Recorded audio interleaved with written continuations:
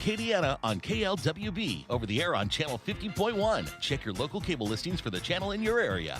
MeTV is memorable entertainment television. Hi, I'm Nancy Landry. No matter what part of our great state you call home, Louisiana's elections are an important part of who we are. In 2026, closed party primaries will change how some of those elections happen, so you'll want to know what to do. Keeping your registration current ensures you'll get the right party-based ballot. Remember, this change only applies to certain offices. To learn more, visit govote.com or download the GoVote app. Paid for by the Louisiana Secretary of State's office. BB's Auto Sales has been serving Acadiana since 1966. Cleanest selection of pre-owned cars, trucks, and SUVs. Need financing? No problem. BB's offers easy financing for all credit types, including in-house financing. Plus, they're paying top dollar for your trade. Voted top 3 dealership in Community Choice Awards 2 years in a row. Visit BB's Auto Sales, 2 convenient locations off Johnston Street and in Abbeville. bbsautosales.com. Cleanest cars in Acadiana. Live from Upper Lafayette, this is ESPN 1037 KLWB Karen Crow Lafayette, KLCJ-FM Oak Grove Lake Charles 1041, a Delta Media station. This game isn't fun. This game is a war. It's time for the 2-minute drill. Hurry it up, hurry it up, hurry it up! Powered by B1 Bank. Visit b1bank.com to find a location near you. Come on, let's go, you guys! Get in here, we gotta go fast now. The Houston Astros returned to AL West action with a 6-4 win over the Los Angeles Angels last night in Anaheim. Even with the win, Tetsuya Imai had a rough outing, only going 2/3 of an inning, issuing 1 run on 2 hits with 4 walks. Game 2 will be tonight, and it'll be Peter Lambert versus Reed Detmers on the mound. First pitch is at 8:38 p.m. in Anaheim, and you can listen to it on our sister station, News Talk 98.5 FM and 1520 AM. Around the AL West tonight, the Texas Rangers will take on the Tampa Bay Rays, the Boston Red Sox will play the Athletics, and the Seattle Mariners will take on the Los Angeles Dodgers. In the standings, Houston sits only 2 games back of first place Texas. Also in some news for the Houston Astros, shortstop Jeremy Pena was named the AL Player of the Week for his efforts last week. He hit 506 games with 5 home runs and 8 RBI. North Carolina has placed football GM Michael Lombardi on administrative leave effective immediately after an investigation has begun on the football program by the College Sports Commission. The decision comes after a complaint was filed against Lombardi by a former staffer, although no further details are available at this time. Former LSU Tiger Jamal Adams is heading to the NFC North to play for the Minnesota Vikings for his 10th season in the NFL. The former number 6 overall pick spent last season with the Las Vegas Raiders, where he transitioned to linebacker and played in all 17 games, totaling 45 tackles, 1 sack, and 1 forced fumble. I'm Blake Purser, and you're listening to ESPN 1037 Lafayette and 1041 Lake Charles, your home for the LSU Tigers and the Houston Astros. The 2-minute drill has been powered by B1 Bank. Visit b1bank.com to find a location near you. Dynamic duos are nothing new to Louisiana sports fans. Breeze and Colston, Burrow and Chase. And here in Acadiana, we have our very own dynamic duo. You're beautiful. It's the big, bald, bearded, and beautiful one, Raymond Parch III. I'm sexy and I know it. And the man with the best head of hair in sports talk radio in Louisiana and Mississippi, James Meche. Here is RP3 and Meche on ESPN 1037 Lafayette and 1041 Lake Charles, Southwest Louisiana's sports station.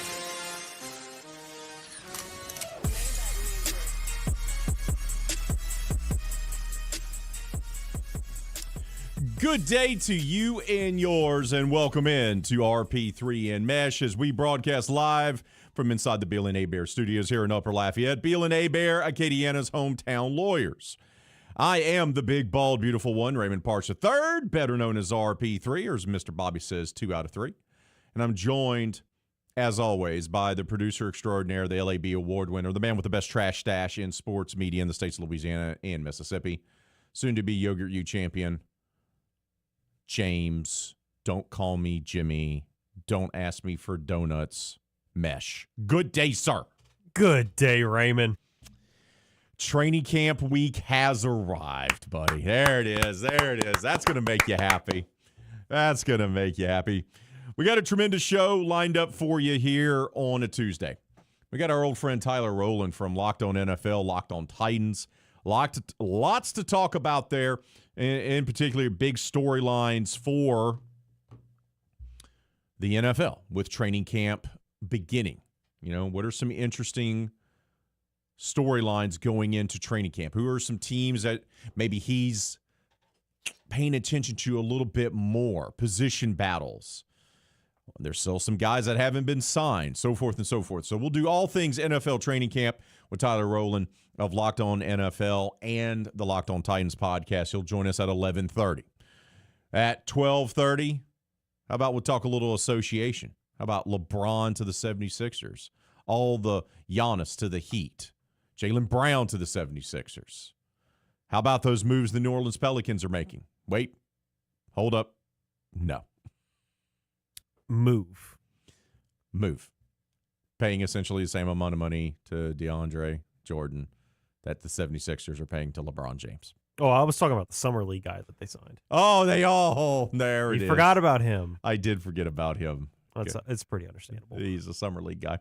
We'll talk all things association with Dan Favali coming up at 12:30. So those are the two guests that we got lined up for you today. We'll talk about this interesting, bizarre, crazy comeback that the Houston Astros had to take down the Los Angeles Angels last night. It was wildly entertaining and weird and gave Kevin Foote a stroke, so we'll do that as well a little bit later on. We'll also be taking your phone calls during today's show as always. We have a poll question of the day that we'll be unveiling in a little while, but let's go ahead and get things started here on a Tuesday. It's time for today's specials. The fellas can't help with your lunch plans, but they can serve up the top stories of the day in bite-sized pieces. Time to order up today's specials here on RP3 and Meche, presented by Southwest Volkswagen, located at 6184 Johnston Street. Order up. And the special for today is training camp has arrived. All the teams will report today. I do believe that's what I saw from Adam Schefter. Yes. By the end of the day, all the teams will have reported for 2026 training camp in the National Football League. Or as Mark Schlereth used to say, NFL training camp for NFL teams in the National Football League for this National Football League season. He liked to say National Football League a lot and in the NFL a lot. Got to fill the time. Yeah.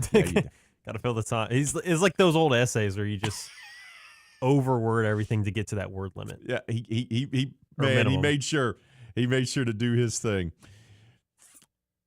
And I want to talk about the Saints because there's a lot of excitement about the black and gold. There's a lot of excitement for Who Dat Nation about this team.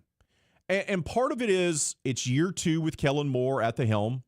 He went through some growing pains as a rookie head coach a year ago. But also the roster's gotten better.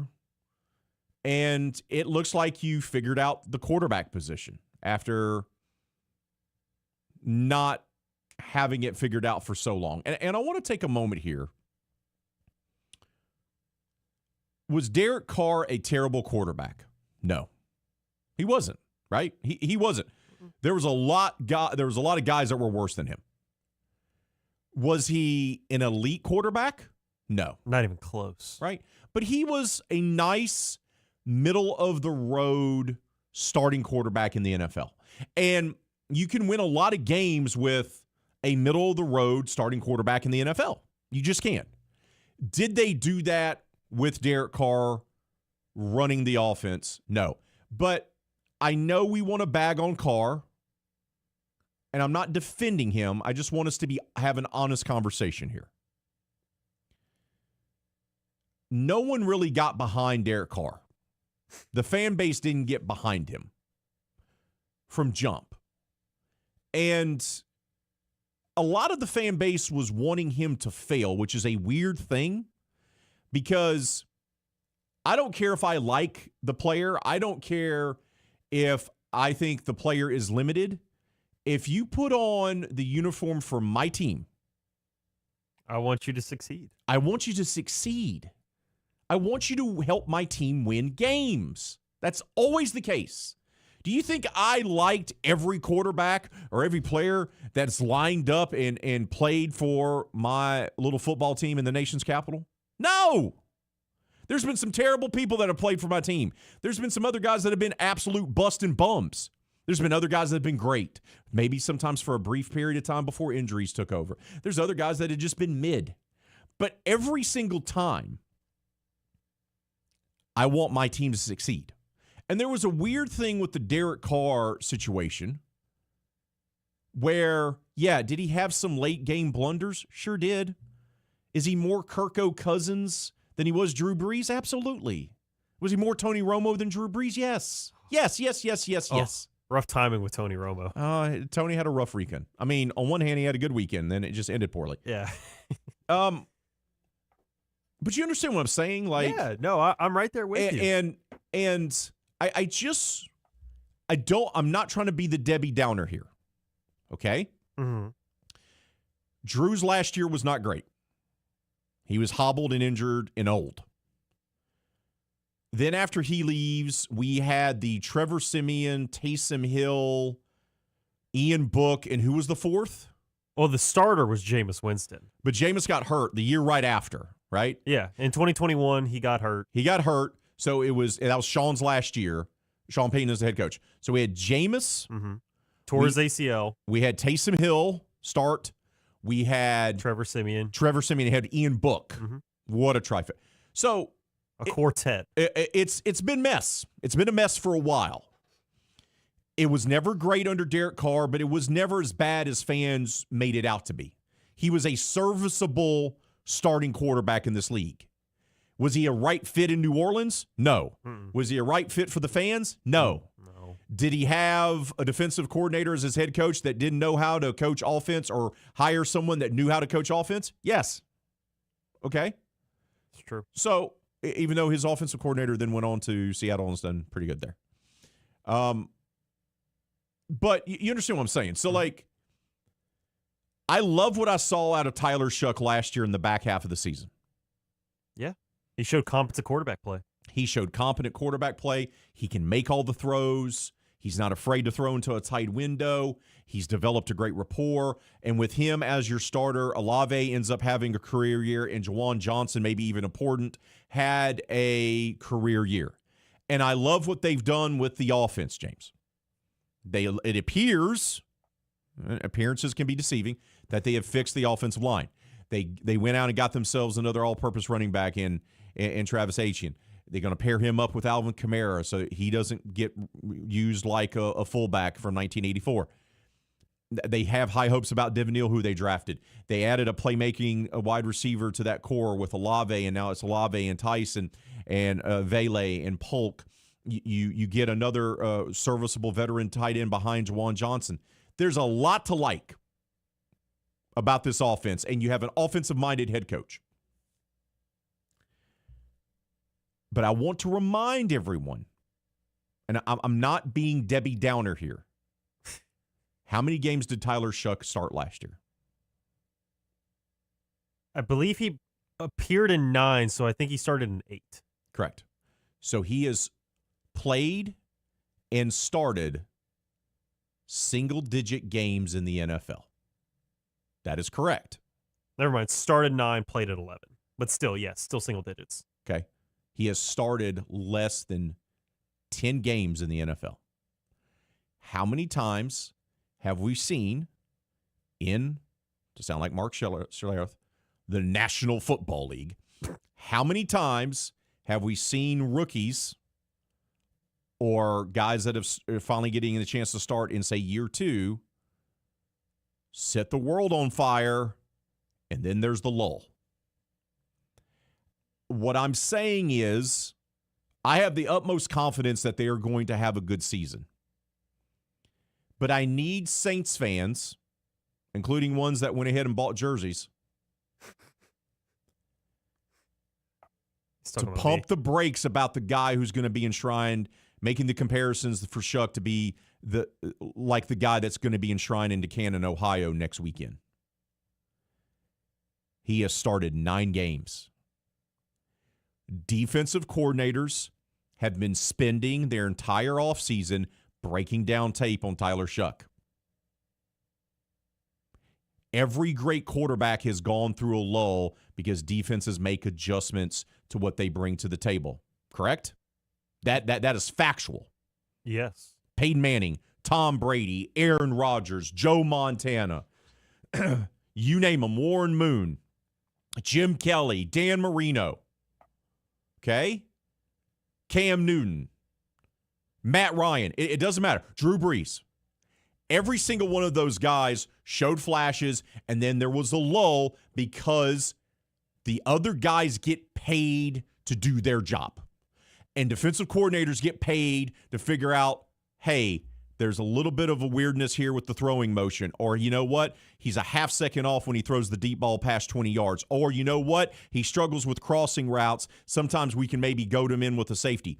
They are working to figure out a way to disrupt the soon-to-be second-year starting quarterback. I believe in Tyler Shuck. But don't be surprised if this year there's going to be some games that are going to make you go, hold up, I thought this guy had arrived. Because it's natural. You understand what I'm saying? Like, it's natural. He's an older guy. He's married. We understand all that. Do I think the adjustment period is going to be as long as it say it would be for a 20-year-old that's coming out of college? Do I think Tyler Shuck's all of a sudden going to become Anthony Richardson? No. Okay, or what's his face that the Cardinals took that was the quarterback out of UCLA? Rosen. Okay, no. There's a toughness to Shuck. There's a work ethic to Shuck. I think he's going to be fine. What I'm saying is, I know they got all the weapons around them, right? They've beefed up the offense to make it easier for them. That's smart thinking by the head coach and the GM. But there's going to be games where you're going to be like, what just happened? Doesn't mean that they're not going to be a playoff team, James.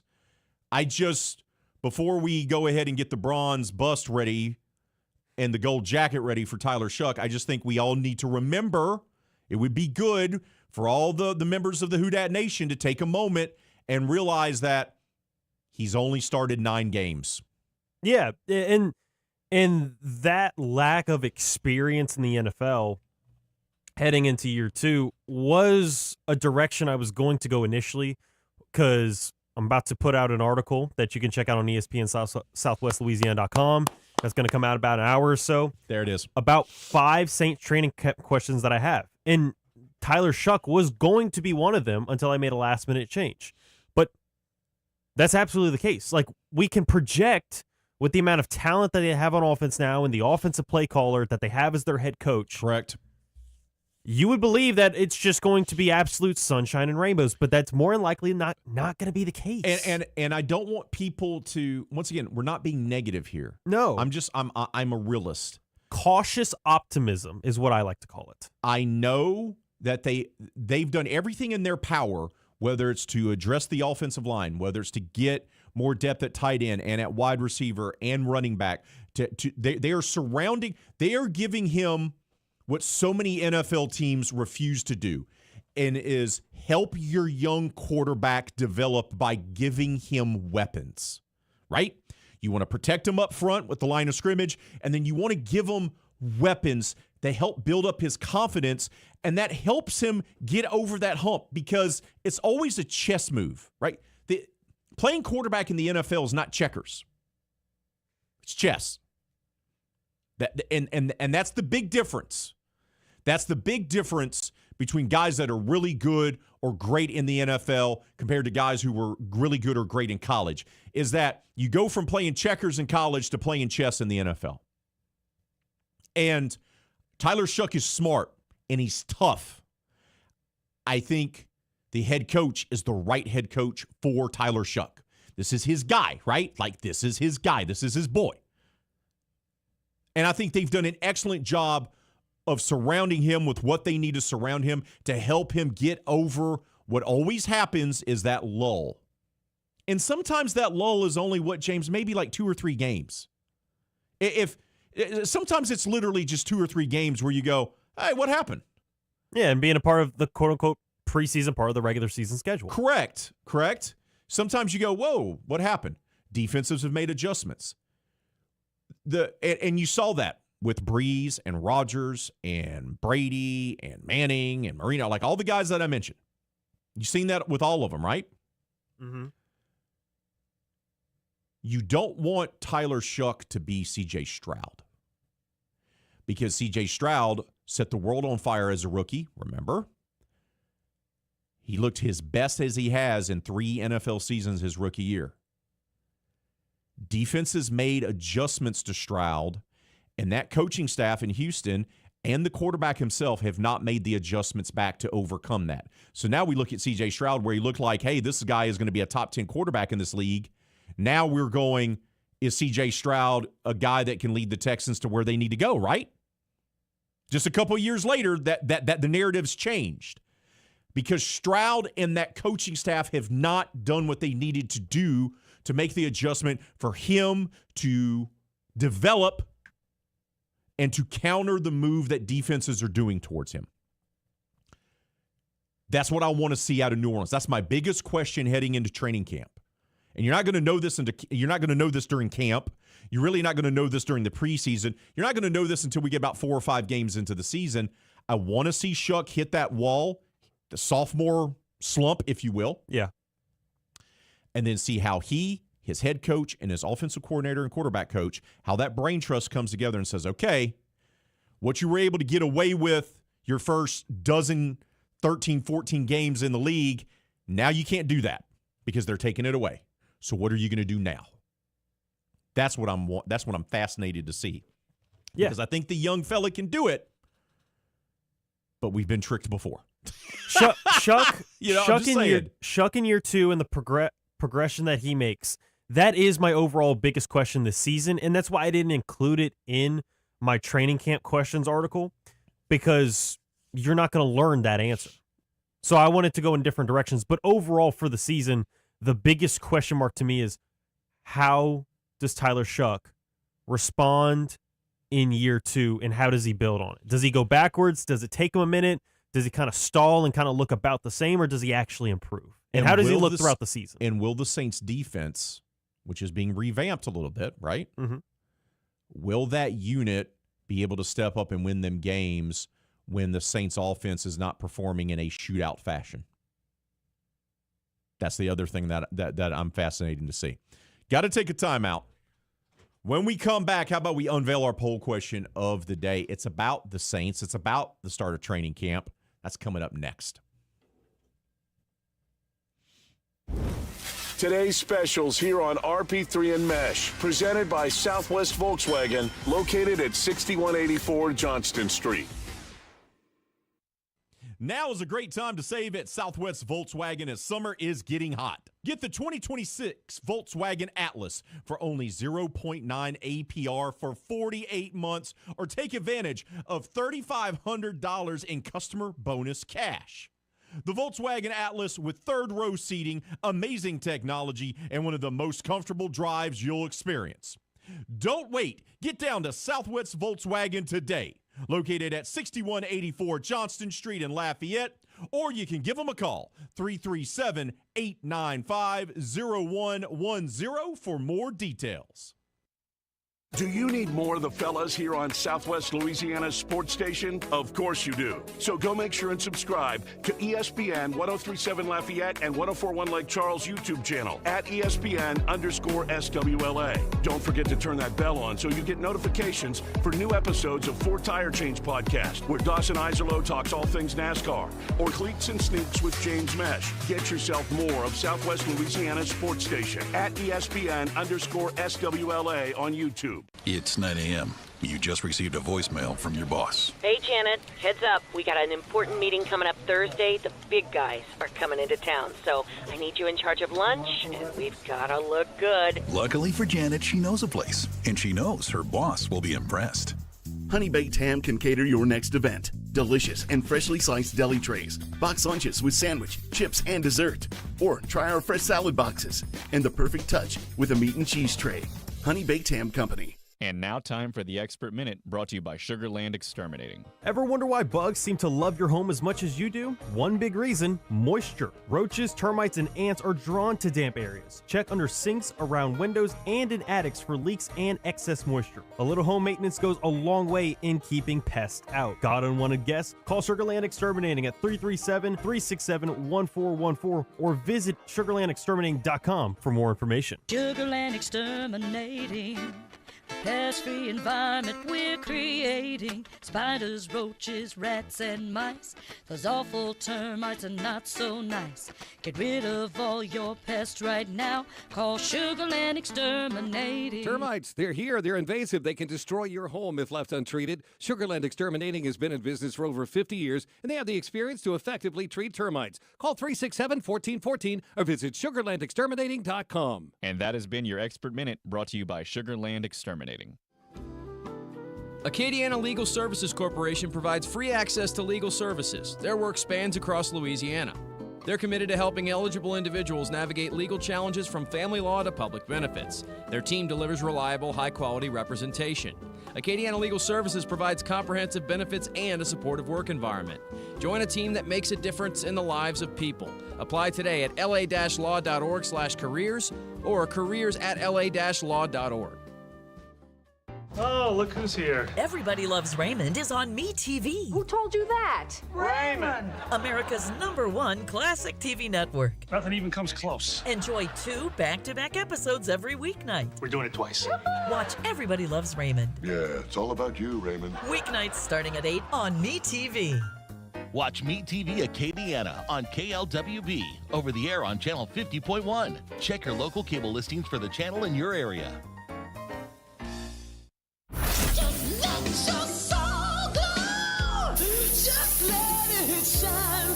One is known far and wide for his luscious head of hair. We just wash the hair. You know, I work on my hair a long time. The other wishes he still had his. Back to more RP3 and Meche. Oh, let's unveil that poll question of the day. We also have a big announcement to make. Absolutely, and both of them Saints related in NFL. They are. Yeah, they are. We'll start off with the poll question. For the poll question today, we had asked you on Facebook and on X, which Saints offensive position group are you wanting to see during training camp? Are you looking towards the guys in the trenches, the offensive line? I know that's where you love to look, Ray. It's the position I played, so yes, I'm always have a soft spot for the big fellas. Pretty understandable. For me, my favorite position, wide receivers. Of course. You could look towards maybe the running backs. Yeah. Or do you just quite simply want to see all of them? Right now, 31% of the votes have said they're going with the mean guys, the offensive line. 8% have gone with the wide receivers. 15% have said the running backs, and 46% have said all of the above. There we go. Keep those votes coming. Keep leaving your comments on Facebook and on X and on our YouTube channel, ESPN Southwest Louisiana. You can stream our show right now, or all of our live and local shows can be streamed on our YouTube channel. So go and subscribe to that right now. I had an interesting thought because you mentioned that you're a wide receiver. You like to wear a chain on the outside. Quick question. Sure. If you're a wide out and you're rocking a necklace on the outside, not underneath your shirt, not underneath your jersey, but you decide you want to flex and have it on the outside, can you really be mad when someone rips it off because you're a showboater? You can be mad at yourself. There it is. But you can't be mad. Like, if you get a keep to lead, that's your fault. Kat, if you're going to go out there and you're going to be flashy towards me and you're going to talk trash, you want to wear your jewelry on the field, guess what's going to happen? We get in a scuffle, I'm yanking your chain right off of you. Now, you should absolutely, fight back, but it's like, that is your fault. That's your fault. But also me, I never wore any type of jewelry or anything like that. Yeah, well, first of all, why would you want to wear anything that could possibly help your opponent bring you down? I mean, you think about it, they're grabbing at you. They're trying to grab at something. Oh, I can grab at your chain. No, that's silliness. But I'm glad we're on the same page there. So, big announcement. We've been teasing it for a little while. We know number 9, we were mentioning him earlier, Drew Brees rewrote the NFL record books as he helped lead the New Orleans Saints to unprecedented success, including a Super Bowl victory. Now number 9 is going to slip on that gold jacket, have his bronze bust revealed, and be immortalized in the Pro Football Hall of Fame in Canton, Ohio next weekend. Well, guess what? Yours truly, RP3, D-Lo, and Meche are going to be there live in Canton to witness it all with a special 3-hour show called The Gold Standard. And it's going to be presented by Beal and Hebert, Acadiana's hometown lawyers.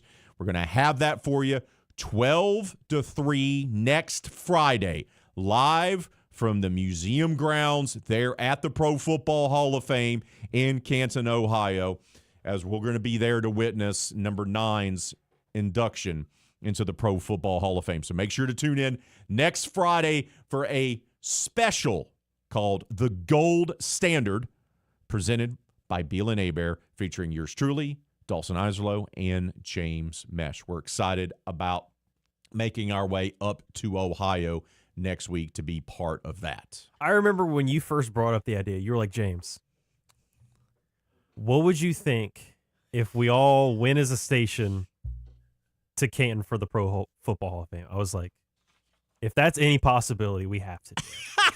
Yes. I mean, even if it's like a 5% chance, it's like, do anything you can in your power. This has to be a thing. Making it work. Credit to Beal and Hebert for serving as our sponsor. Shout out to them for our trip, and shout out to the Pro Football Hall of Fame for signing off on this. We got in a little early, which is a good thing because space is limited, so they were more than happy to accommodate us. So, and we're going to line up some Hall of Famers that have already been inducted that you may know to come by and talk to us while we're there in Ohio. So we're excited about that. We got to take a timeout. When we come back, how about our first guest? We'll talk all things NFL. Training camp is beginning this week. All teams are reporting today. Camp officially begins tomorrow for the New Orleans Saints. We'll talk about it with Tyler Rowland of Locked On NFL. That's next. This is RP3 and Meche live on ESPN 103.7 Lafayette and 104.1 Lake Charles, Southwest Louisiana's sports station. This game isn't fun. This game is a war. It's time for the 2-minute drill. Hurry it up, hurry it up, hurry it up. Powered by B1 Bank. Visit b1bank.com to find a location near you. Come on, let's go, you guys. Get in here, we gotta go fast now. The Houston Astros returned to AL West action with a 6-4 win over the Los Angeles Angels last night in Anaheim. Even with the win, Tetsuya Imai had a rough outing, only going 2/3 of an inning, issuing 1 run on 2 hits with 4 walks. Game 2 will be tonight, and it'll be Peter Lambert versus Reed Detmers on the mound. First pitch is at 8:38 p.m. in Anaheim, and you can listen to it on our sister station, News Talk 98.5 FM and 1520 AM. Around the AL West tonight, the Texas Rangers will take on the Tampa Bay Rays, the Boston Red Sox will play the Athletics, and the Seattle Mariners will take on the Los Angeles Dodgers. In the standings, Houston sits only 2 games back of first place Texas. Also in some news for the Houston Astros, shortstop Jeremy Pena was named the AL Player of the Week for his efforts last week. He hit 506 games with 5 home runs and 8 RBI. North Carolina has placed football GM Michael Lombardi on administrative leave effective immediately after an investigation has begun on the football program by the College Sports Commission. The decision comes after a complaint was filed against Lombardi by a former staffer, although no further details are available at this time.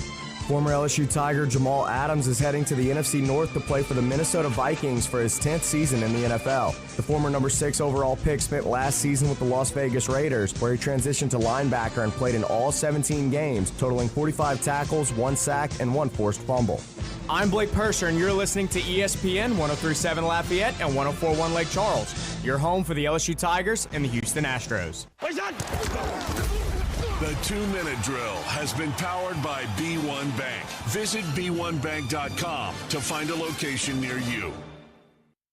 Drew Brees set a new standard for quarterback play, and now the Saints legend will be immortalized in the Pro Football Hall of Fame. RP3, D-Lo, and Meche will be there for this historic occasion with a special 3-hour live broadcast from Canton, Ohio. Tune in Friday, August 7th for the Gold Standard. Presented by Beal and Hebert, Acadiana's hometown lawyers. Right here on ESPN, 1037 Lafayette and 1041 Lake Charles. Southwest Louisiana's sports station. Did you know you can get great tasting Clear Springs artesian water delivered to your office or your doorstep at home? Clear Springs is 100% local with their own bottling facility at the world-famous Kentwood Aquifer, no chemicals added. Just pure Kentwood, Louisiana artesian water. Clear Springs Water offers delivery of 5 or 3 gallon water service with a hot and cold temperature water cooler or even single-serve bottles delivered to your home or office. Easy to reach, clearsprings.net, then contact us tab or 337-519-3563. Serving part-time in the Army National Guard has led to a lot of firsts for me. It paid for me to be the first person in my family to go to school. That education got me to the first day at my dream job, which I can still hold while I serve part-time. That job and the home loan benefits I got from the Army National Guard helped me buy my first house. I also know that I will be one of the first to respond if my community ever needs me. Sponsored by the Louisiana Army National Guard, aired by the Louisiana Association of Broadcasters and this station. Every weeknight, MeTV has your laugh therapy. To chase away the blues or the olive drabs. With 2 hours of MASH at 5. This guy's ankle has tickled my funny bone. Followed by the Andy Griffith Show at 7. Doggone it, Otis. He's supposed to be hugging me when I'm arresting you. But he likes you, Bard. Weeknights on MeTV. Watch Meet TV Acadiana on KLWB, over the air on channel 50.1. Check your local cable listings for the channel in your area. What is dementia? Is it the same as Alzheimer's? What is vascular dementia, Lewy body, FTD, TBI, and CTE? If someone has memory loss, does that mean they have dementia? Millions of Americans ask these questions every day. I did too, and I learned. My wife Ginny developed dementia. I didn't know what to do or what was coming next. I'm Kevin Jameson, volunteer and president of the Dementia Society of America. I'm excited to offer you a free guide to understanding dementia. It's filled with facts about dementia, care planning, how doctors can help, and ways to keep your brain as healthy as possible. The Dementia Society of America is a national nonprofit, and we're ready to answer your questions. You want to live life to the fullest. I know that. Ginny did too, and I'm confident that we can help. Get your copy of the guide. Go to 1-800-DEMENTIA.org or call 1-800-DEMENTIA. Thank you. You know the routine. Eat, sleep, sports talk, repeat. Well, up and at 'em. We're here. Here is more daily sports talk from ESPN 1037 Lafayette and 1041 Lake Charles. Let's not waste any time. Let's head straight to the ESPN hotline to bring on our first guest of today's edition of the show. It's our guy, Tyler Rowland, host of the Locked on Titans and NFL podcast. Tyler, how goes it on this Tuesday, my man? Oh, it's fantastic. It feels like Christmas. Training camp's kicking off around the NFL. Football is everywhere. I cannot wait for the practices to start. Yeah, and pretty much all the teams, if they haven't already started training camp, they are reporting today, and that even includes our New Orleans Saints. And I'm very high on the New Orleans Saints this year. I mean, we could get into all of that, but I think it's going to be a good year down there. Absolutely. We're all hoping for it. We'll actually start in the NFC South in a sense, because one big-time storyline that developed yesterday was that star defensive lineman for the Buccaneers, Vita Vea, has decided, I'd like to be traded because we can't come to a contract agreement. What have you been hearing from those rumors over there in Tampa? Well, right now it seems like he's interested in heading back west. Obviously, Vita Vea's got the Polynesian ties, wants to be out in California. Maybe the Raiders in Las Vegas would be further enough west for him to be satisfied, and I think that would maybe make some sense for the Raiders if they're really, high on what they're seeing in camp and think that they could be more competitive this year. But I think a team like maybe the San Francisco 49ers looking to plus that defensive line, make a run. You have to wonder how long their window is going to be open. So everything that we're hearing is that Vita Vea wants to go back out west, but I got to tell you, I think that the Buccaneers, this is one particular issue but it's emblematic of an offseason where the Bucs don't really feel like they know what direction they're going in. And I was pretty excited about what the Bucs had done throughout the offseason.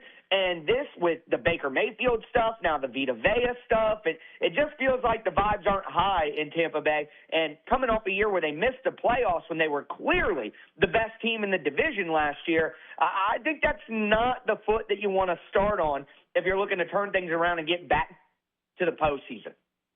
Now, what I find so interesting about the Buccaneers is they had a lot of big-time departures, not only with Mike Evans leaving to go to the San Francisco 49ers, but they had to fill out that linebacker room quite a bit. And then even when I look at the defensive line, yes, they got, in my opinion, one of the best players in this draft in Ruben Bain.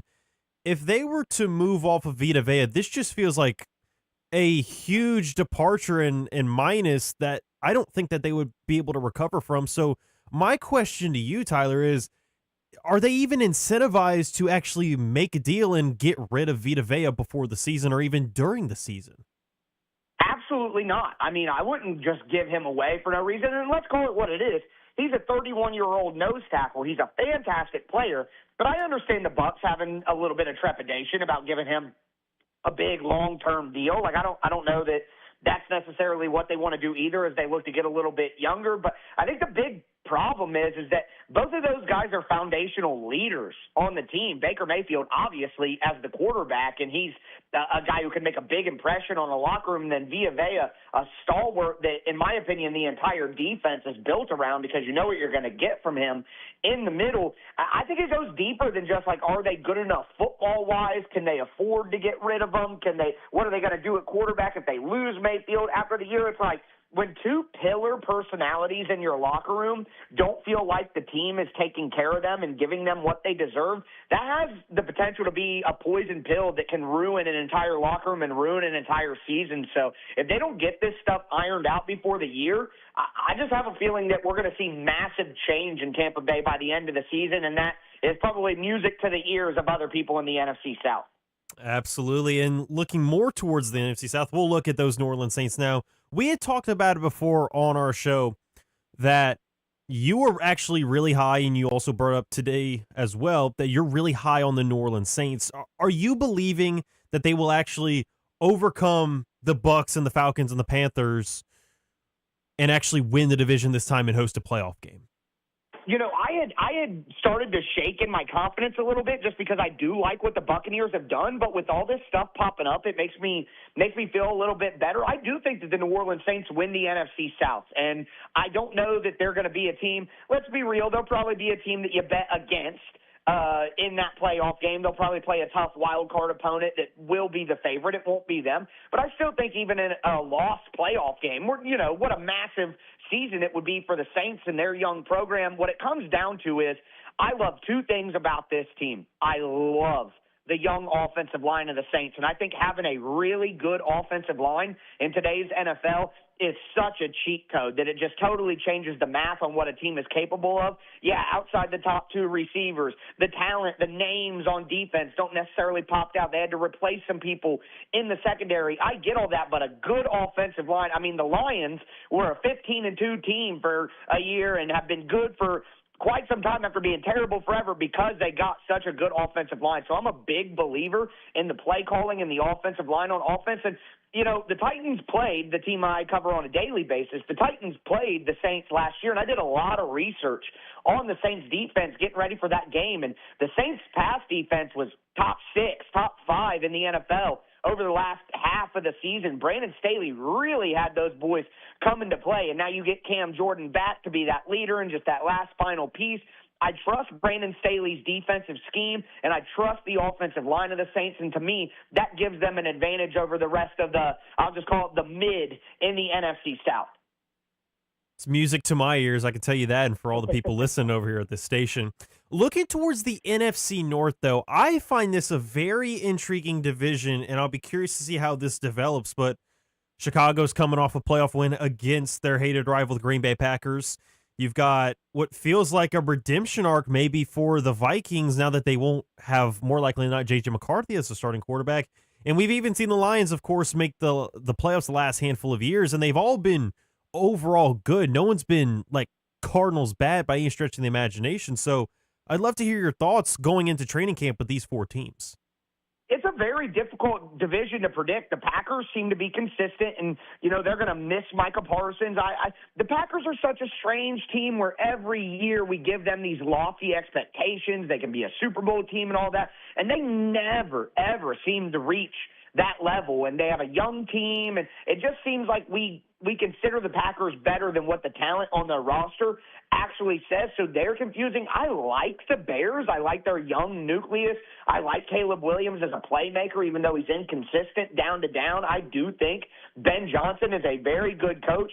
The Lions, I want to be down on the Lions. I'll be honest with you. I don't like the injuries that they're dealing with in the secondary and losing Tyrion Arnold. I don't like any of their pass rush outside of Aiden Hutchinson, even with the young guys on the interior. Their offensive line seems improved from last year, but you have, Blake Miller at right tackle. He is a rookie. You're moving Penei Sewell to a new spot, which will take some adjustment. Cade Mays is an all right center who they brought in free agency, 2 good young guards as well. But do we know for certain that offensive line will be as good as it was a couple of years ago with Taylor Decker and Frank Ragnow and all that? I don't know that. And if the offensive line isn't back to that level, well, they're not as talented at running back now with David Montgomery gone. Jared Goff is getting a little bit older. I like the wide receiver group, but it's just like I don't like the offensive coordinator and Drew Petzing, who came over from Arizona. The offensive line is still a question. The pass rush is not good. The secondary is bad. And Kirby Joseph and Brian Branch, who knows if they're even going to play this year with an Achilles tear for Branch, and Kirby Joseph is dealing with what some consider a career-threatening injury. I will tell you this, though. The Lions have a pancake schedule because they finished last in the NFC South. So it's like I like the Lions the least. I don't think they're going to make the playoffs, but their schedule is super easy. They play the Jets, the Titans, the Cardinals, like a bunch of the worst teams in the league, and it's like even a bad version of the Lions probably still going to beat some of those crud teams. So it is hard to parse. In Minnesota, they were 14-3 with Sam Darnold. If Kyler Murray's even close, I mean, they beat the Lions last year. So it is a very, very intriguing division and complex division. I'll ride with the Bears to win right now, but I think it wouldn't be a shock again to see 3 teams from that division in the playoffs. We're talking with Tyler Rowland of Locked On NFL and Locked On Titans. He joins us here on RP3 and Meche as we're ramping up for training camp, which begins this week. I want to shift over to the NFC East. Selfishly, my team that plays in the nation's capital, it's been my team for nearly 50 years, is in that division. But I can't really get a handle on this division because every single team has major question marks. Is Jaden Daniels going to be healthy? The tight end coach gets released right before training camp, which is weird, right? Is the offensive line better? I don't know. Philly, man, are they going to keep? Are they going to regress a little bit more? A.J. Brown's not there. The Giants have their star running back after surgery doing backflips on stage, and their star wide receiver is not going to be ready. And then the Cowboys, well, they're the Cowboys, and they always kind of disappoint. So give me your thoughts on the East. Well, I'll start there. If the only thing that we can really say about the Cowboys is, well, they're the Cowboys. They got to screw up something, right?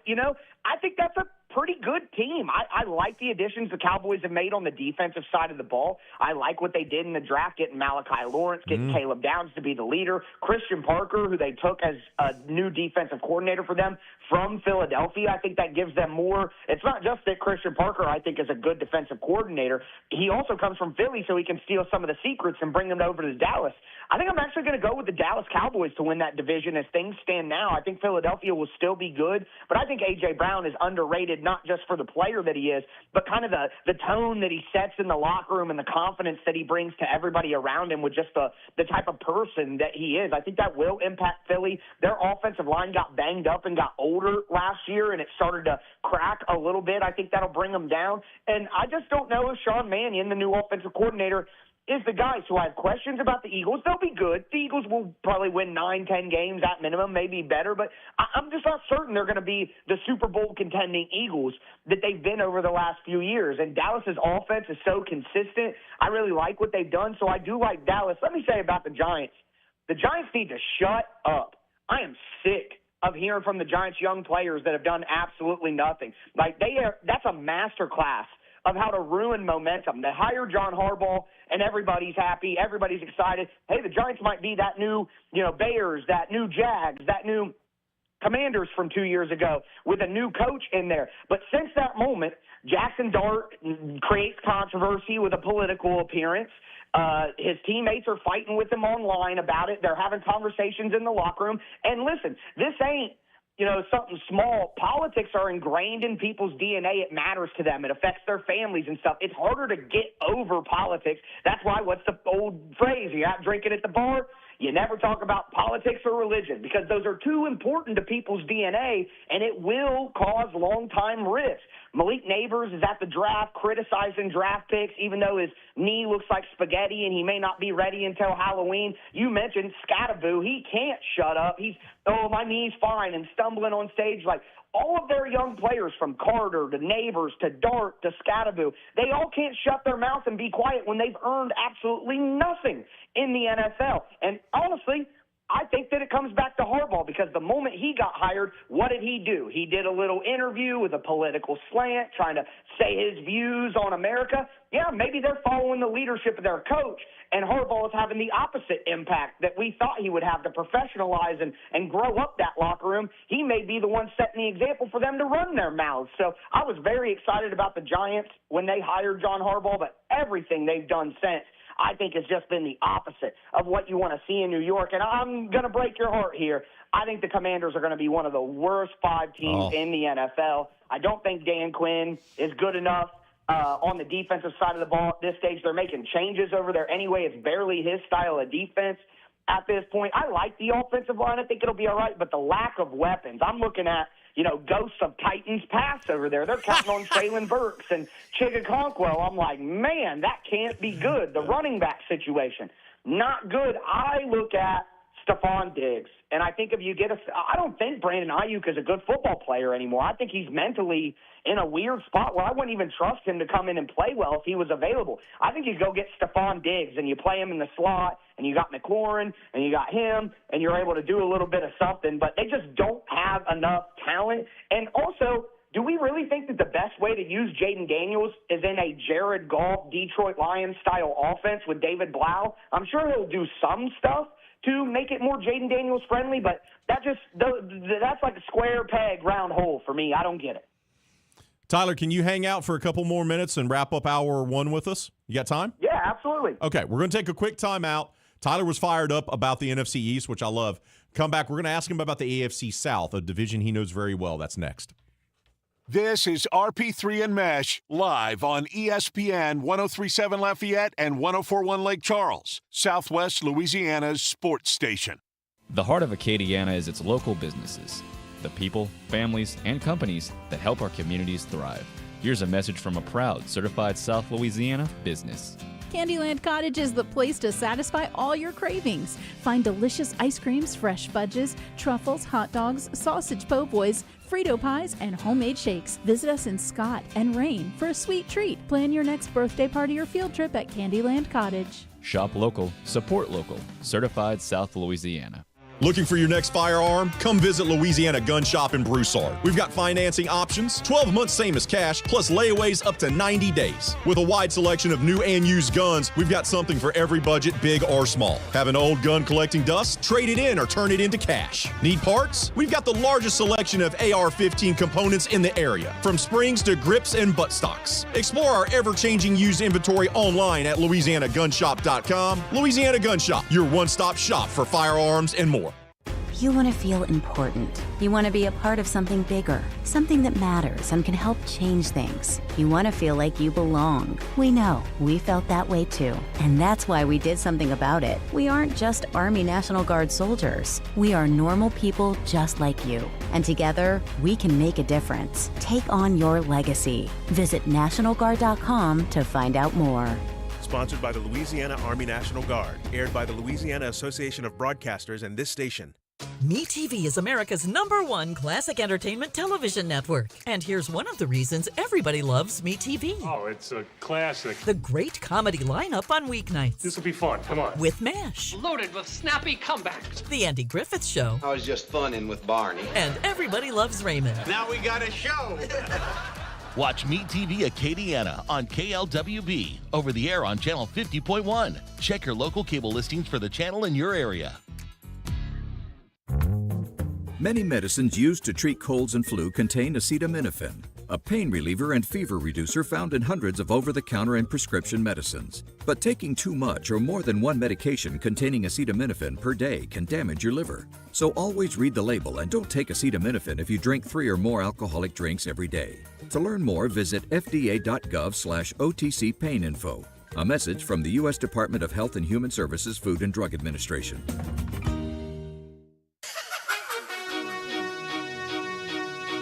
This is ESPN 1037 Lafayette and 1041 Lake Charles, broadcasting live from the Beal and Hebert studios in Upper Lafayette. Beal and Hebert, Acadiana's hometown lawyers. Back to more of Southwest Louisiana's sports station. Tyler Rowland of Locked On NFL and the Locked On Titans podcast rejoins us here as we close out hour number 1. Tyler, I'd be remiss if I didn't have you on this show and ask you about the AFC South. I'm fascinated by it. It feels like maybe the Titans are ready to take a step. I don't know about the Jaguars. The Colts seem to be a mess, even though we got good news about Danny Dimes. And then the Texans, they just find a way despite C.J. Stroud seemingly hitting a wall. Give me your thoughts about that division. I got hot takes on the AFC South, I'll tell you. I'll start with Houston. I think the Houston Texans will be a top 5 team in the NFL this year. Woo. I think that they have a great chance to break their curse and get their first AFC championship game appearance. I know that Stroud kind of peed down his leg in the playoffs last year, but if he's just literally a micrometer better, the Texans are probably in the Super Bowl last year. That defense is so consistent, so dominant. I think they added to some of the issues that they had on the interior, and they've shuffled the offensive line a bit. But I like what they've done on the offensive line. I like their depth on the offensive line as well. They got Trent Brown as a good swing tackle. They brought in Braden Smith, stole him from the Colts. Keelan Rutledge, their first-round pick, I think is a phenomenal player. And as a matter of fact, the Tennessee Titans were trying to trade up back into the first round, which they ultimately did. But they were trying to go get Keelan Rutledge, and the Texans had to move up even further to make sure that the Titans didn't get him from them. So I really like Rutledge on the interior. And that defense, I think that the Texans are going to be fantastic. I think the Jags will still be good. They'll be fighting for the playoffs, but I just don't like what their offseason has been. I think they were a little too high on their own supply in Jacksonville, and they didn't really go out and add talent to the team, and they reached on a bunch of players in the draft and, let Travis Etienne, Achan, whatever he wants to be called, they let him leave. They let Devin Lloyd leave in the middle of the defense. I think Jacksonville's good. They're talented, but they just didn't do enough to get better. They were a little too confident in themselves. I think that's going to end up with them getting past and fighting for a playoff spot rather than winning the division. Again, the Colts, though, I think the Colts sold their soul this offseason. Why have the Indianapolis Colts been so competitive for the last 5-6 years with old man Matt Ryan, old man Phillip Rivers, Gardner Minshew, Anthony Richardson, all of these mid-level or worse quarterbacks? The Colts have still remained competitive and been good. Why? Because the strength of their overall roster. Not because they had a great quarterback or a great wide receiver. They let Zaire Franklin go to Green Bay. They traded Michael Pittman for nothing to the Pittsburgh Steelers. They let Braden Smith leave on the offensive line and replaced him with Jalen Travis. And for what? To pay Danny Dimes coming off a snapped leg and a torn Achilles $50 million to pay Alec Pierce. Alec Pierce has never been higher than 4th on that team in targets. I mean, the most targets he's had in a year is like 80-something. And they're like, you're going to be our number 1 wide receiver getting 120, 130 targets this year. Where have we ever seen that Alec Pierce is capable of being anything more than a number 2 deep threat? We haven't. So they're placing a bet that they got 2 superstars in Danny Dimes and Alec Pierce when those guys have never been superstars before, and they let a lot of their best players who have been carrying this team for years leave to make more room for those guys. They didn't replace Kwity Paye, in my opinion, in a valuable way with the pass rush. I think the Colts are ready for a collapse season, in my opinion. And then the Titans, they'll take steps. They'll be better. But I think even a good year for this Titans team doesn't result in a playoff. So I think 6 or 7 wins, and the Titans got to be happy. But I have a hard time forecasting anything more than that. Tyler, appreciate your time as always, brother. Keep up the tremendous work. Can't wait to talk to you again, bud. Hey, we made it back. Congratulations. Hour 1 is in the books. Hour number 2 coming up. We are the soldiers of the Louisiana Army National Guard. We are your neighbors. We are your sons and daughters. While we serve part-time, we are learning valuable life and job skills. We are earning money for college, for trade and technical schools, and for certifications. We are proud to serve both our country and our home state. We are your Louisiana Army National Guard. Sponsored by the Louisiana Army National Guard. Aired by the Louisiana Association of Broadcasters and this station. Your Honor, I would like to introduce exhibit number 1. MeTV is America's #1 classic television network. There can only be one #1, me. MeTV features over 60 of the greatest classic TV series each week. Go with the winner. Enjoy dramas, comedies, westerns, sci-fi, and more. You just watch me. Watch MeTV Acadiana on KLWB over the air on channel 50.1. Check your local cable listings for the channel in your area. MeTV is memorable entertainment television. Hey there, fellow travelers, it's me, the Hotel Whiz. Before you go anywhere, call me day or night for hotel rates too low to publish. I'll save you up to 75% on over 500,000 hotels across the globe. You see, I've already done the research, so you don't have to spend time online trying to find the best deal. That's up to 75% off. Just call me, the Hotel Whiz. It's a free call and you get instant access to rates too low to publish with no cancellation fees. Make a free call now and save up to 75% off your hotel rooms the next time you're going somewhere for business or pleasure. Call the Hotel Whiz now and get instant access to rates too low to publish. 800-713-9924. 800-713-9924. 800-713-9924. That's 800-713-9924. Live from Upper Lafayette, this is ESPN 1037 KLWB Karen Crow Lafayette, KLCJ FM Oak Grove Lake Charles 1041, a Delta Media station. This game isn't fun.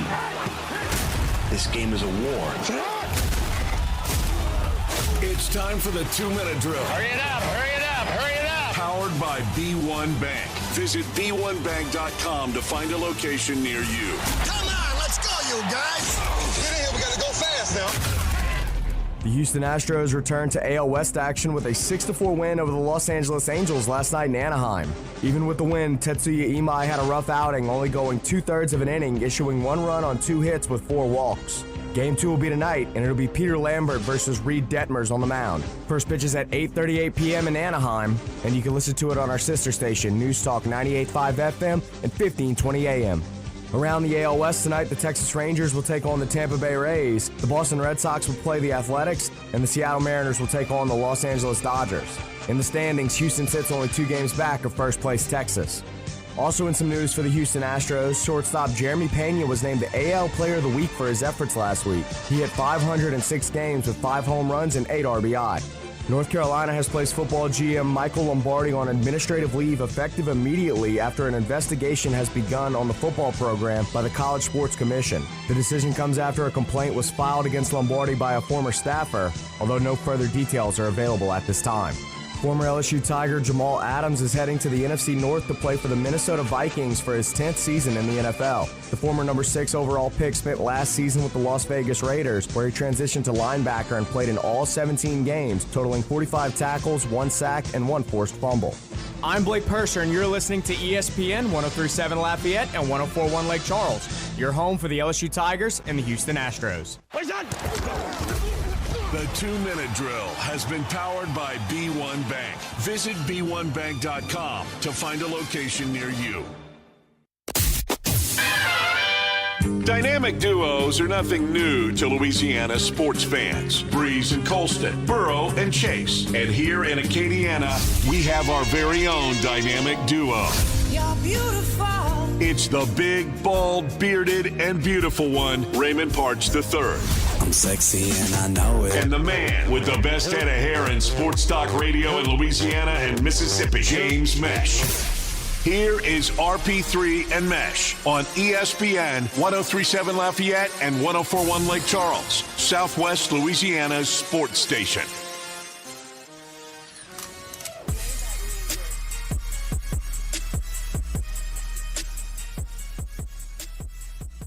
Tyler Rowland was so good we had to have him on for an extra segment. That's what we do. When it's good, you keep it cooking. You know what I'm saying, James? You don't get off the hot hand. No. And it's so great. Tyler's always great when he comes on. And we always have him on for 2 segments inevitably because like he just gives us so much good content. But it's also great because he also gives us just unprompted hot takes. He's like, y'all ready for this? I'm about to drop some bombs. It's great. I actually don't disagree with a lot that he said, though. Oh, no. Like, I think he has sound logic, and I'm like, yeah, I'm right there with you. Across the board, like some of the things that he touched on make a lot of sense as we begin hour number 2 here on RP3 and Meche. As we're broadcasting once again live from the Beal and Bear studios here in Upper Lafayette. Beal and Bear, Acadiana's hometown lawyers. I am the big, bald, beautiful one, Raymond Parks III. He is James Meche. Coming up, Dan Favale will be joining us half an hour from right now from Bleacher Report to talk about a very busy NBA offseason. So we'll talk some hoops there coming up in about a half hour. We'll also recap what happened with the Houston Astros last night. They won a game. You wouldn't know that if you had tuned into Footnotes with Kevin Foote for like the first 10 minutes. But they did actually win the game. It's just, as I told Kevin, the Astros right now are just a mediocre, bad baseball team. Like, that's just who they are. That's who they are. Like, we can talk about injuries, but the roster construction is not great. That matters. It just does. I just don't understand how you can micromanage as much as he does on a team that plays 162 games this season. I genuinely just don't get it. Because he's borderline crazy. That's why. And we love him for it. So we'll dive into the Stros.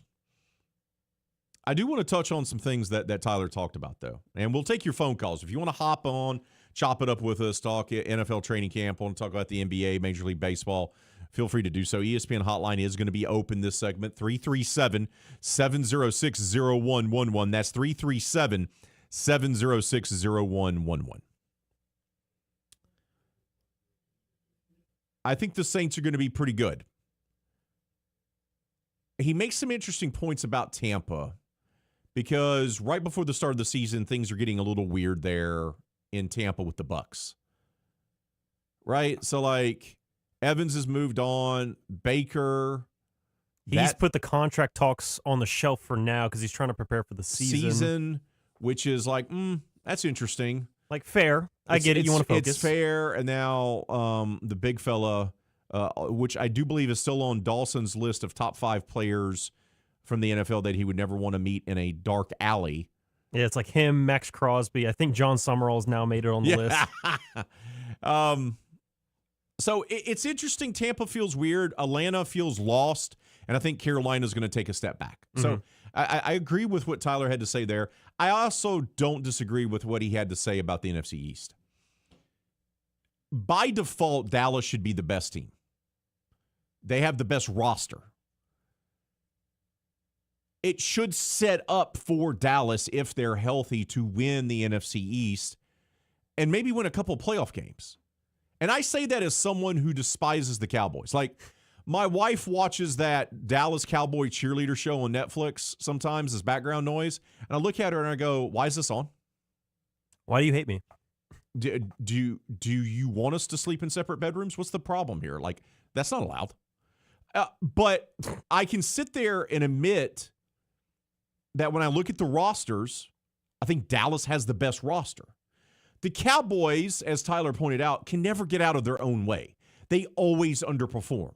Always. Mm-hmm. Philly seems to be a mess. Like, you didn't get better getting rid of A.J. Brown. Okay, that's 1. 2, are we going to see heat on Cincinnati again like we did the year that they won the Super Bowl when he was on the hot seat hitting into the season? Because the offense has looked clunky.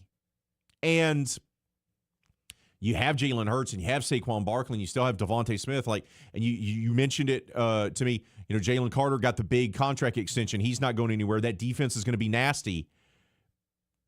But they have a lot of dysfunction in Philly. And typically, you can only overcome that for so long before the wheels start coming off. And does Jalen Hurts have someone that can bail him out of situations where the offensive line, which has not been as good since Kelsey retired, there's no A.J. Brown to bail you out for you to throw up a 50-50 ball at the sideline? No. And looking at Philly as well, I've been going over this in my head, trying to play out scenarios, and I just find that this season for the Eagles feels like it has the biggest range of possibilities amongst all teams in the NFL. They could be a 10-win team or they could be a 6-win team. I was gonna say, like, they could be a 12-win team looking to be in the Super Bowl competing with the Rams in the championship game, or they could be having a top 8 pick. Right. Because you don't know how much the dysfunction has torn that team apart to the point. Remember, the coach, they nearly fired the coach during the Super Bowl season. Yeah. Right. Until Kellen Moore was like, why don't we just give Saquon the ball more? Why don't we run the football more? So that's interesting. I also agree with him about the Giants. There's a lot of dysfunction there. Yeah. And they're injured. My Commanders, I'm hopeful, but I do have question marks about the defense, and I worry that it was a flash in the pan 2 years ago. Because I don't love the weapons for Jaden either. Like where the Saints said, we're going to give you more weapons, Tyler Shuck, our young quarterback. Washington was like, Jaden, just save us. So that's what it feels like. Right. So I don't love that. NFC North is fascinating me. Chicago, I think, is the best team. I do. I think they're the best team. I don't love the losses that Detroit has had to their roster, where they lost some of their toughness, especially up at the line of scrimmage. They're built on toughness. They lost some guys, and those guys are typically hard to replace. But I still think Detroit's a playoff team. I like Chicago and Detroit to battle for that division. I still think two of those teams are going to make the playoffs. The Packers, I have huge question marks about Green Bay. I just do. And that's a really tough division because you can make a case for all four teams in that division to be playoff teams. But they're not going to be. So someone's going to be the odd man out. And the easy answer is Minnesota. But what if Kyler Murray's good for them? I mean, we've seen it before where they get struggling veteran quarterbacks. They come in and it's like all of a sudden their career saved. So I think that may be the most competitive division in all of the NFL this year is the NFC North. Unless something changes, this is where I lean right now. I think Minnesota wins the NFC North. Whoa! That's a woo! I think they win it. I think Chicago ends up being in second place. I think there's a little too much hype going on in Chicago.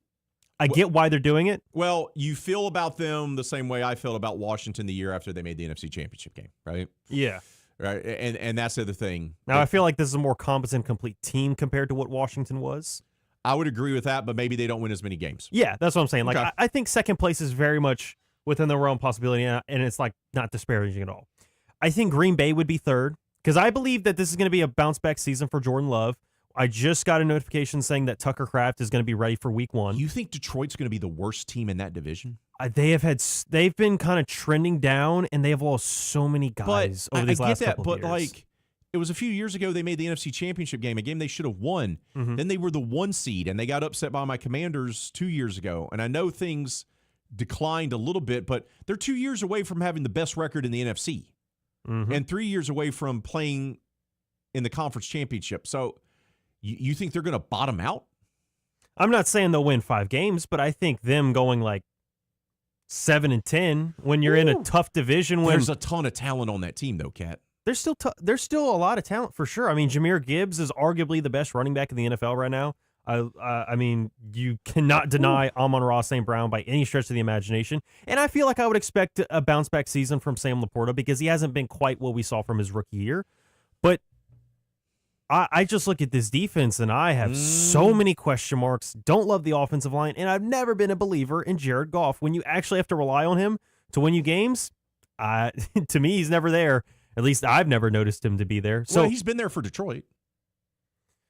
Yeah, but I think that's more. You have your narrative. You hate Jared Goff. Again, 7-10 is not like an absolute disappointment of the season. Like, especially when we're talking about a tough division like the NFC North, where there's no clear team like we see like with the NFC West, where it's like you are the bottom feeder and everyone else is good. No, all four teams to me are at worst solid. So someone's got to bottom out. Someone's going to have a arguably, quote-unquote, bad record and not make the playoffs, I think it's the Lions. I lean more towards Green Bay. But I wouldn't be surprised. But I don't know. Now Micah Parsons not being available, that's what really deducts me for the Packers as well, because I'm ready for the Packers to come back. I feel like Matthew Golden should have a good second year. But we'd have to see. Like, I don't. Should. And the thing is, like, I never trust Christian Watson, and they gave him a contract extension. They did. The guy that you don't trust. You know what I find fascinating, and we haven't even talked about, is the West and the NFC. So there's your defending Super Bowl champions, right? Mm-hmm. And they're trying to go back-to-back with Hard Knocks documenting, which I don't love. That's not a good sign. They have a lot of talent on that team. Still have a lot. But you know what team I like better than them in their division? And that's the Rams. Yeah. Right. So, like, it's a weird thing where they're the defending Super Bowl champions. They pretty much brought back everyone except for, Kenneth Walker? Oh, they lost 3 secondary pieces. And they lost some secondary pieces, but they're still your defending Super Bowl champions. I like the Rams more. The Rams should have won that game, and they didn't. The fact that they got Myles Garrett and they're bringing back one of the most feared defensive players of all time to come out of retirement, I really like the Rams. The team that I think, everyone's going to say Arizona's going to be the worst team. Would it stun you if it's San Francisco? With everything that's happened, we got all this weird reporting about their head coach being in a car wreck, and now I'm seeing reporting that he nearly lost his eye. Yeah. There's some weird reporting going on about that. You got the Brandon Ayuk situation, which they never resolved, and he's out there trolling my quarterback. You're not getting signed by us, bud. Do they have enough playmakers? Their best offensive playmakers are older, and some of them getting closer to the end than to the beginning. I was going to say, let me read you the projected starting 5 or 6, I guess you could say, for the wide receivers. Let me read you the projected starting. Are we including tight ends with this as well, or no? No. Okay. Just the wide receivers. All right. Mike Evans. Who's on the back end of the career. A Hall of Fame career, but yeah, on the back. What's left? Yeah. Yeah. Christian Kirk. Ooh. Older slot guy that a lot of guys draft in fantasy football, and he rots on their bench. Ricky Pearsall. Ooh. A.K.A. 50 Cent reincarnated. DeJon Stribling, who just feels like was like one of the biggest reaches in the NFL draft. Yeah. Because he should have been in like a day 3 pick, and he got taken like first pick of the second round. DeMarcus Robinson, who's just like always been just a jag, just a guy. Yeah. And then you can also look towards Jordan Watkins or one of these other guys, because there's no way Brandon Ayuk's playing. No. That's for sure. I don't love their weapons. I don't. And Brock Purdy has a ceiling. We've seen it. Once again, a good starting quarterback in the NFL. All the narrative that started to develop for him. Oh, look, he's like Tom Brady. Stop. Stop. He's a good starting quarterback in the NFL. He's not legendary. And we've seen that when he's out, the offense isn't as bad as you would think it would be, and that tells me it's more of a system than it is the quarterback, right? And I will say that's fair. Yeah. I think that's fair. I'm not knocking Brock because I think they're better with him. But when Mac Jones went in there, and Mac Jones, we said, oh, that guy's a first-round bust, and he's a complete bum, and he goes out there, and the offense just goes right along. That's why I'm trying to trade for Mac Jones for a decent price on my Dynasty League, just in case. So, I don't know. I would not be surprised if the 49ers are the worst team in that division, even more so than Arizona. Now, the thing is with the 49ers, and I've never been a fan of them, so it's not like I'm trying to jump in joy in case they are good again. Uh-oh. But I have more hope in them in the sense because they went through last year, were one of the top 4 teams in the NFC as a whole, and they face about as many injuries as you could have, especially on the defensive side. And if you look at it right now, you see a bunch of Qs all across their defensive unit. But having the additions back feels like they should definitely keep themselves in contention. I would have them third. Don't get me wrong. I would probably have them third in the NFC standings, but them still winning 9 or 10 games, it's like, yeah, I don't see why they wouldn't. But nothing lasts forever. No. And it feels like their window is closed. Yeah. Right? I definitely don't see them as a Super Bowl contender. Right. That window where they were a Super Bowl contender, even though McCaffrey's still good, but, George Kittle, he's not getting any younger. He's spending all his time watching, wrestling, at events, and he's banged up. I don't love their running back depth. I don't love their wide receiver room. Their offensive line isn't the best. And Brock Purdy's not elite. So maybe they're competitive. Maybe they can win 7 or 8 games, but their window is closed as being a Super Bowl contender to me. Yeah, but I would by far and away put Arizona as last placed in that division. I would say so, probably, but I wouldn't be surprised because of there's also a lot of dysfunction with San Francisco. I always pay attention to that. Does that deteriorate things, and do guys give up? And do the 49ers, even though they may look better, maybe towards the end of the season, they're like, yeah, we're done. We're done. It's time to do a reset here. That could maybe be something. So you think they're running on fumes at this point? A little bit now. They could be better than I think, right? Mm-hmm. Maybe if they're healthy and maybe they're a little bit more competitive. But nothing lasts forever, right? Like these windows for teams always close sooner than you expect. Always do. Always do. Did it for the Saints with Breeze in that second time, right? You thought, oh, we got this window open, and all of a sudden it was done. It was closed. It just happens that way. It just does. That's the NFL. Got to take a timeout. We'll come back. We'll get an update on the poll question of the day, and we'll talk about what the Astros did last night. That's all next. This is RP3 and Meche live on ESPN 103.7 Lafayette and 104.1 Lake Charles, Southwest Louisiana's sports station. As we were talking about earlier in the first hour, we had a big-time announcement. And listen, Drew Brees, he wrote the NFL record books as he helped the New Orleans Saints win their lone Super Bowl victory, Super Bowl 44. Now, number 9 will slip on the gold jacket, have his bronze bust revealed, and be immortalized in the Pro Football Hall of Fame. With that being the case, RP3, D-Lo, and myself will be there live in Canton, Ohio to witness it all with a live 3-hour special show. Tune in Friday, August 7th from 12 to 3 p.m. for The Gold Standard. That's going to be the name of our special show presented by Beal & Hebert, Acadiana's hometown lawyers, right here on ESPN 103.7 Lafayette and 104.1 Lake Charles, Southwest Louisiana Sports Station. Hello, everyone. This is Jeff Palermo. Join us on Tuesday nights for Tiger Rag Radio. Myself, Todd Horn, and Glenn Gilbo give you the latest happenings in Tiger Town and across the SEC. We talk to coaches, analysts, and those in the know when it comes to the Tigers and the Southeastern Conference. We cover all the sports: football, baseball, basketball, softball, and gymnastics. That's Tuesday nights right here on ESPN 103.7 in Lafayette and 104.1 in Lake Charles, Southwest Louisiana's sports station. Did you know you can get great tasting Clear Springs artesian water delivered to your office or your doorstep at home? Clear Springs is 100% local with their own bottling facility at the world-famous Kentwood Aquifer, no chemicals added. Just pure Kentwood, Louisiana artesian water. Clear Springs Water offers delivery of 5 or 3-gallon water service with a hot and cold temperature water cooler or even single-serve bottles delivered to your home or office.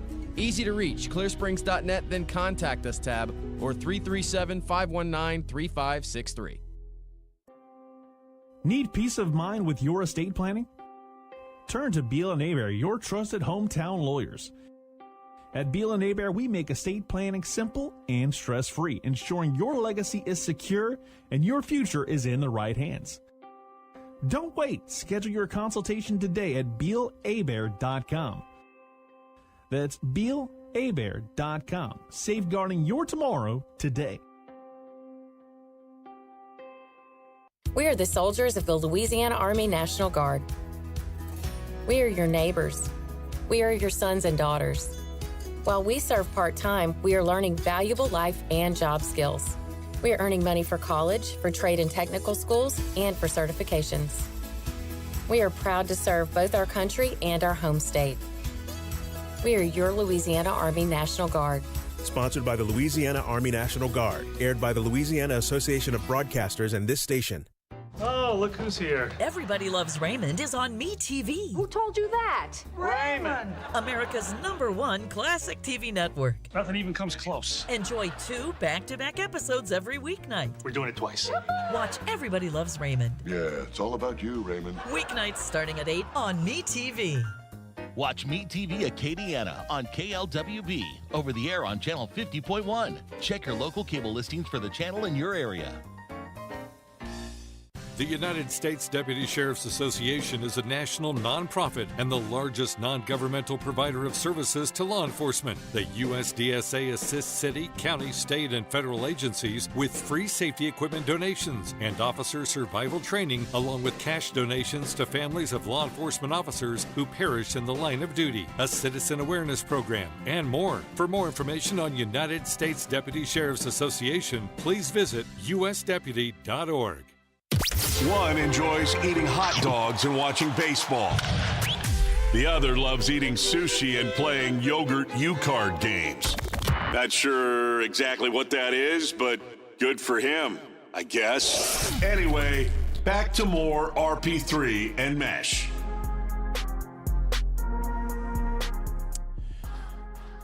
The Houston Astros won a game last night that they probably shouldn't have. A bizarre little contest, if there ever was one. 6-4 was your final, so if you weren't paying attention, you're probably like, hey, that seems normal, right, James? That's 6-4. That's a pretty standard score. That's pretty standard. Not too high, score. not too low. Right, yeah. Good win. Yeah, get a good win over a divisional opponent. The two teams in this ball game combined for 3 errors. The Astros only had 5 hits, but scored 6 runs off of those. And 5 of their runs came in the 8th and 9th inning, including 4 in the 9th.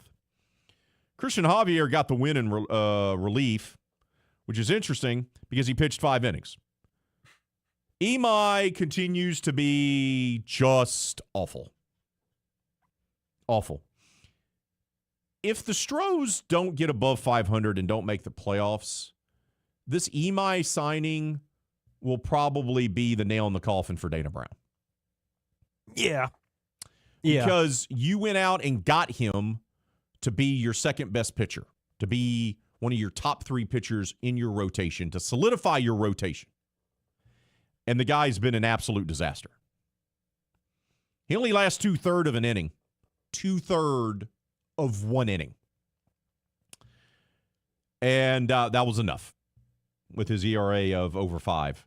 Then they turned it over to Blue Ball, who, gave up another run. They finally go to Javier, who comes in there in the 4th or the 3rd, and he takes care of business.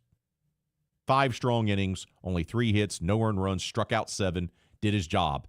And his ERA dropped all the way down to 7.17 now. So he had been awful for you, too. Hader comes in and gets the save. As he always does. As he does, you got an all-star there. The Angels, get a little sac fly, a little single action. In the 1st, they go up 2-0. Grissom has a home run to left center in the 3rd. Adele's double brings in a run. They're up 4-0. They're cruising here. Now, Trammell, or however you want to pronounce his name. Trammell. I'm pretty for certain Kevin doesn't like him. He gets you a homer. He says he's not a big league player, which, okay. He hits a big 412-foot home run to make it 4-1 there in the fourth. Alvarez brings in Jeremy Pena in the eighth to make it 4-2. And then comes the shenanigans of the ninth inning. Let me just go through this for you real quick. You ready? Yeah, go for it. All right. So Spence, who Kevin really hates, grounds into a fielder's choice to second base. Trammell scores on an error.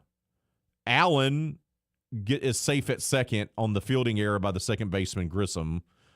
And then Allen is safe at third on an error.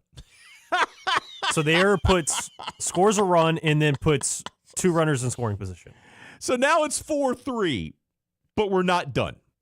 Because the Angels hit Paredes, which scores Spence, advances all the runners, obviously, on that as well. The Angels challenged the call, but the call on the field was upheld. So now it's a tied ball game. But we're not done. Because then they walk Wade Jr., of all the people to walk. That's who they walk. Pena scores. That makes it 5-4. The Angels challenge again. Wait for it. Call on the field was what? Upheld. So now it's 5-4 at the top of the ninth. And we're not done. Alvarez scores. Altuve is safe at first on a fielding error by the pitcher. Makes it 6-4. Hader comes in the bottom of the ninth, closes the door. The Stros find a way to win a game they probably shouldn't have. 6-4. They're now in second place, above the Mariners in the division, and they're only 2 games back of Texas. So the Stros found a way. It wasn't pretty. It was stress-inducing, especially if you're an Astros fan and you stayed up late last night listening to it on our station, of course, because we're the home of Houston Astros baseball in Southwest Louisiana. But, look, you play 162 of these bad boys. Some of them are going to be stinky wins. I was going to say some of them are going to be. Take them. Some of them are going to be just the most wild finishes because variance. It's bound to happen. But I know Footsie says that they need another hitter, like they need another ball player. Mm-hmm. I don't disagree with that. But if this is if you can't rely on Imai, you need another starting pitcher as well. So I think they need both. We'll see if Dana Brown can pull off any miracles here heading into the trade deadline, which is on Monday. Got to take a timeout. When we come back, we'll talk association with our buddy Dan Favale of Bleacher Report. That's next. This is RP3 and Meche, live on ESPN 103.7 Lafayette and 104.1 Lake Charles, Southwest Louisiana's sports station. If you're needing to get yourself a new rifle or shotgun for hunting season, or maybe picking up a new handgun to protect your home and your family, or you're just running low on ammo, go see my friends over at Louisiana Gun Shop, located at 2927 Highway 90 East in Broussard today. They're open Monday through Friday, 9:30 a.m. until 6 o'clock in the evening, and they have a tremendous selection of both new or used handguns, rifles, shotguns, ammo, suppressors, and even apparel. And they pride themselves on spending their money locally because they're a small business themselves. That's why they've teamed up with a local finance company that's currently offering 0 down and same as cash for 1 year. That's right. If you're a little short on cash, you can finance your guns, ammo, and even suppressors. Go see my friends at Louisiana Gun Shop, located at 2927 Highway 90 East in Broussard today, and tell them RP3 sent you. This game isn't fun. This game is a war. It's time for the 2-minute drill. Hurry it up, hurry it up, hurry it up. Powered by B1 Bank. Visit B1Bank.com to find a location near you. Come on, let's go, you guys. Get in here, we gotta go fast now. The Houston Astros returned to AL West action with a 6-4 win over the Los Angeles Angels last night in Anaheim. Even with the win, Tetsuya Imai had a rough outing, only going 2/3 of an inning, issuing 1 run on 2 hits with 4 walks. Game 2 will be tonight, and it'll be Peter Lambert versus Reed Detmers on the mound. First pitch is at 8:38 p.m. in Anaheim, and you can listen to it on our sister station, News Talk 98.5 FM and 1520 AM. Around the AL West tonight, the Texas Rangers will take on the Tampa Bay Rays, the Boston Red Sox will play the Athletics, and the Seattle Mariners will take on the Los Angeles Dodgers. In the standings, Houston sits only 2 games back of first place Texas. Also in some news for the Houston Astros, shortstop Jeremy Pena was named the AL Player of the Week for his efforts last week. He hit 506 games with 5 home runs and 8 RBI.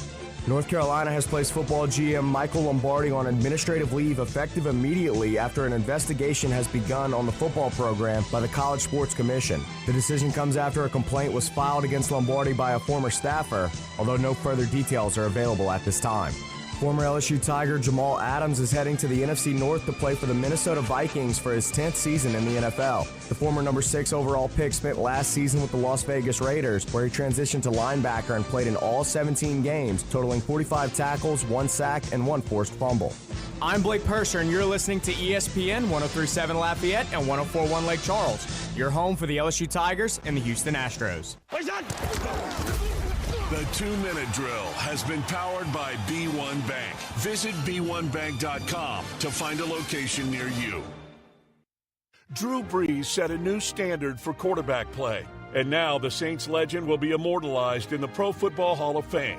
RP3, D'Lo, and Meche will be there for this historic occasion with a special 3-hour live broadcast from Canton, Ohio. Tune in Friday, August 7th for the Gold Standard. Presented by Beal & Hebert, Acadiana's hometown lawyers. Right here on ESPN, 103.7 Lafayette and 104.1 Lake Charles. Southwest Louisiana's sports station. When strength matters, go to apfabllp.com. Precision built to last, from heavy-duty aluminum structural welding using TIG, MIG, and stick to custom metal fabrication designed exactly for your project. Need safety inspections, weld analysis, or 24-hour metal repairs? Trust A&P to get the job done. For quality craftsmanship and dependable service, visit apfabllp.com. That's apfabllp.com. A&P Fabrication and Construction. Built strong, built right.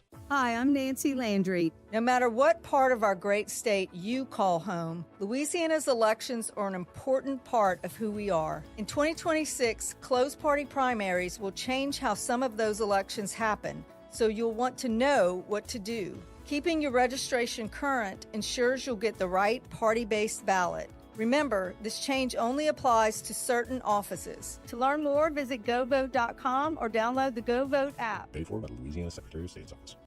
Every weeknight, MeTV has your laugh therapy. To chase away the blues or the olive drabs. With 2 hours of MASH at 5. This guy's ankle has tickled my funny bone. Followed by the Andy Griffith Show at 7. Doggone it, Otis. You're supposed to be hugging me when I'm arresting you.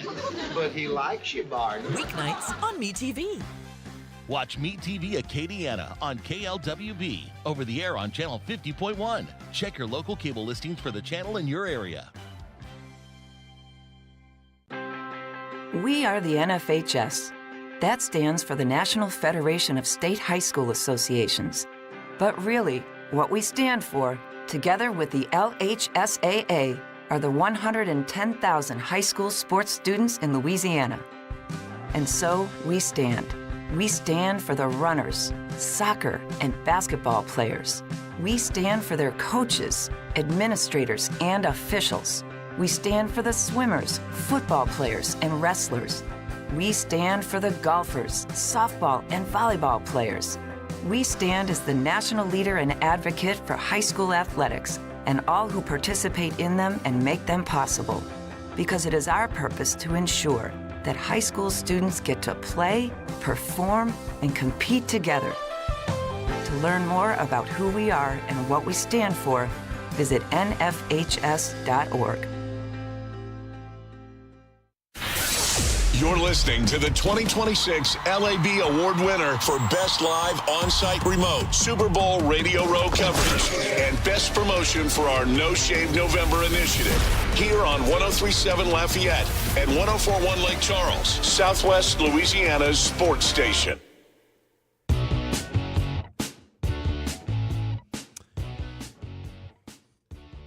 It's time for us to bring on our second and final guest on today's Tuesday edition of RP3 and Meche. Our buddy Dan Favale of Bleacher Report joins us.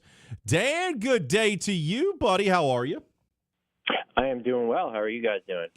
Well, we're doing very, very well. So I want to dive in to all that has happened in a seemingly very busy headline-grabbing offseason for the association. So let's start with LeBron deciding to go to Philly, essentially on a vet minimum deal. Why do you think this went down? Why did he go to Philly in a city that is expectations and the fan base is really tough? We thought he just wanted to go have fun with his friends. Instead, he goes to Philly and looks like he's going to a contender and wants to win a championship. How did this all go down? Yeah, I think there were a multitude of factors that went into it. The biggest one is probably just that they don't have to go through in Philly to win a championship. You don't have to beat both the Thunder and the Spurs just to get out of your conference. I do think that was a big factor. And then when you look at the other options that were on the table, this was clearly the team that was best positioned to win a title and one that he could join. You know, if he went to the Spurs or the Thunder or the Knicks, that clearly would have felt like ring chasing. And in Philly, they're an interesting analog for what the Knicks were just this time last year, this contender that has gone through a 40-plus year championship drought. And so if you do win there, it's not so much you feeling like your legacy was as a mercenary, like you helped this flagship market, this flagship city, as you mentioned, win a championship. And then on top of that, you have a good relationship with Tyrese Maxey, and they needed him. We could talk about, there are some issues for sure on the court, but they didn't have a passer or a ball handler like him, even with Maxey and Edgecombe and Jaylen Brown already there. And so I think this was just the perfect storm of circumstances for him, even though I say this, I was still pretty surprised that he ended up going there. How does this starting five in rotation look, and what do the 76ers still need to do to kind of shore up things and firmly put themselves in the conversation as one of the best teams in the East? Well, I think the starting five, there are just going to be questions about what does the offensive usage look like. I think that will ultimately be fine. The big question is the defense, and if they can play league average defense or better, we're probably talking about one of the 2 or 3 best starting fives in the league. You could put the Spurs, the Thunder, healthy Nuggets, the Knicks, certainly that starting five has been up and down, but they just won a title demolishing everyone with that group. So definitely a top 5 starting five, I think, if everyone's healthy. The biggest issue or question problem, it's the same thing. What does Joel Embiid look like? And even if he's close to peak Joel Embiid, particularly on the defensive end, how many games is he playing in? And so I think this team does still need a different type of backup big. I like a Dembona. Ariel Hukporti is fine, but you probably need someone a little bit more reliable there. And so that'll be interesting to see whether they attempt to address that around the trade deadline, where they will have, look, they still have some assets to move, and they'll be, once, Simons or Dean Wade becomes trade eligible, they will have some salary matching tools to play around with as well in the middle of the year. Let's talk about the Celtics here, because it's so funny how these things work. Like, they balked at throwing in a couple of bench players to go get Giannis, and the domino effect is Jaylen Brown is now with Philly and LeBron ends up with Philly, and they didn't get Giannis. It's funny how sometimes this works.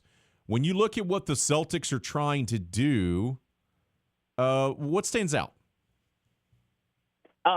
Just how badly the chemistry or just the relationship between Jaylen Brown and the organization must have been behind the scenes. Because I know Brad Stevens talked a lot about paying so much money to have Jaylen Brown and Jason Tatum as your 2 best players.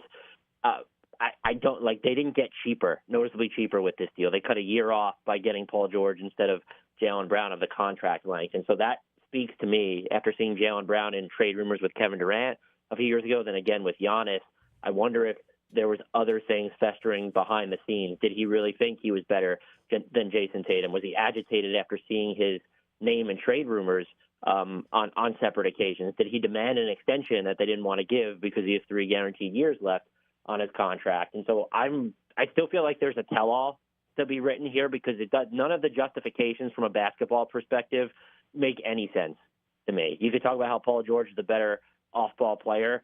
Sure. How many games does Paul George play in? He's noticeably older. At best, I think you can look at this as a TBD move, to where, okay, you got those first-round draft picks, and now you have the Paul George contract, which will be expiring next summer. What do you do with those assets? And that seems like it's going to take a year to play out. So I don't necessarily buy that the Celtics were worried about how much Jaylen Brown was costing them because they haven't immediately pivoted out of that problem by going from him to Paul George. I want to talk about the Heat, and this news is broken since we started our conversation that Miami has agreed to a 2-year, $17 million deal with free agent guard Cam Thomas. And my big thing about Miami is you get Giannis. I have no issues thinking how Giannis and Bam are going to play together. My question with Miami was, do they have enough shooting? Does bringing in Cam Thomas, is that enough for you, or do you still think they are a little in the negative there when it comes to having enough good shooters? Yeah, they're decidedly in the negative if they're also, I guess having Cam Thomas is another type of ball handler, sure. But yeah, there's a deficit of shooting there. I think when you look at what we know, the 4 players who are going to be penciled into their starting 5, Davion Mitchell, Giannis, Bam Adebayo, and Andrew Wiggins, only one of those guys is even remotely close to an above-average shooter, and I think that they can do different things to figure it out. Giannis can still bulldoze on his drives through tight spaces, and he'll get out in transition. Bam Adebayo is an incredibly smart player, but they need, I think, more guys who can score off motion on this roster, and they need them to come on the perimeter because even if you think, Bobby Portis gives you floor spacing, the best version of Nikola Jovic gives you floor spacing, but they're at spots that you have taken up. Like both those guys play Giannis's best position. So I don't know if this is a situation where they'll eventually need to move Andrew Wiggins to get that type of shooting. And even again, I think it goes beyond that. They need another playmaker on this team just to table set for everybody else. And they were, honestly, of all the teams that were involved in the LeBron James sweepstakes, they were probably most desperate for him just because I think he did – like Philly could have gotten by without LeBron James, maybe been a top 4 team in the East. The Cavs, same thing. The Heat, I really absolutely not, unless there's other moves to be made. And so this offense might still be good in spurts, and the defense should be okay, but they're also shallow too. And so even if the best case outcome plays out, are they playing with fire here because they just don't have enough bodies in the rotation? And so there's still time left in this offseason, but they don't have a ton of chips left to play. So this is they're going to be a fascinating watch. I think they'll be good, but this is not a team that I think Giannis went to and assured himself a better chance of contention.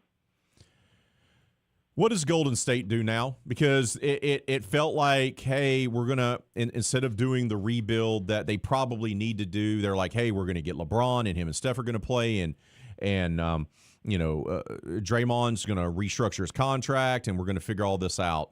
This is a team that has drafted players that are good players but not truly impact elite players in recent years.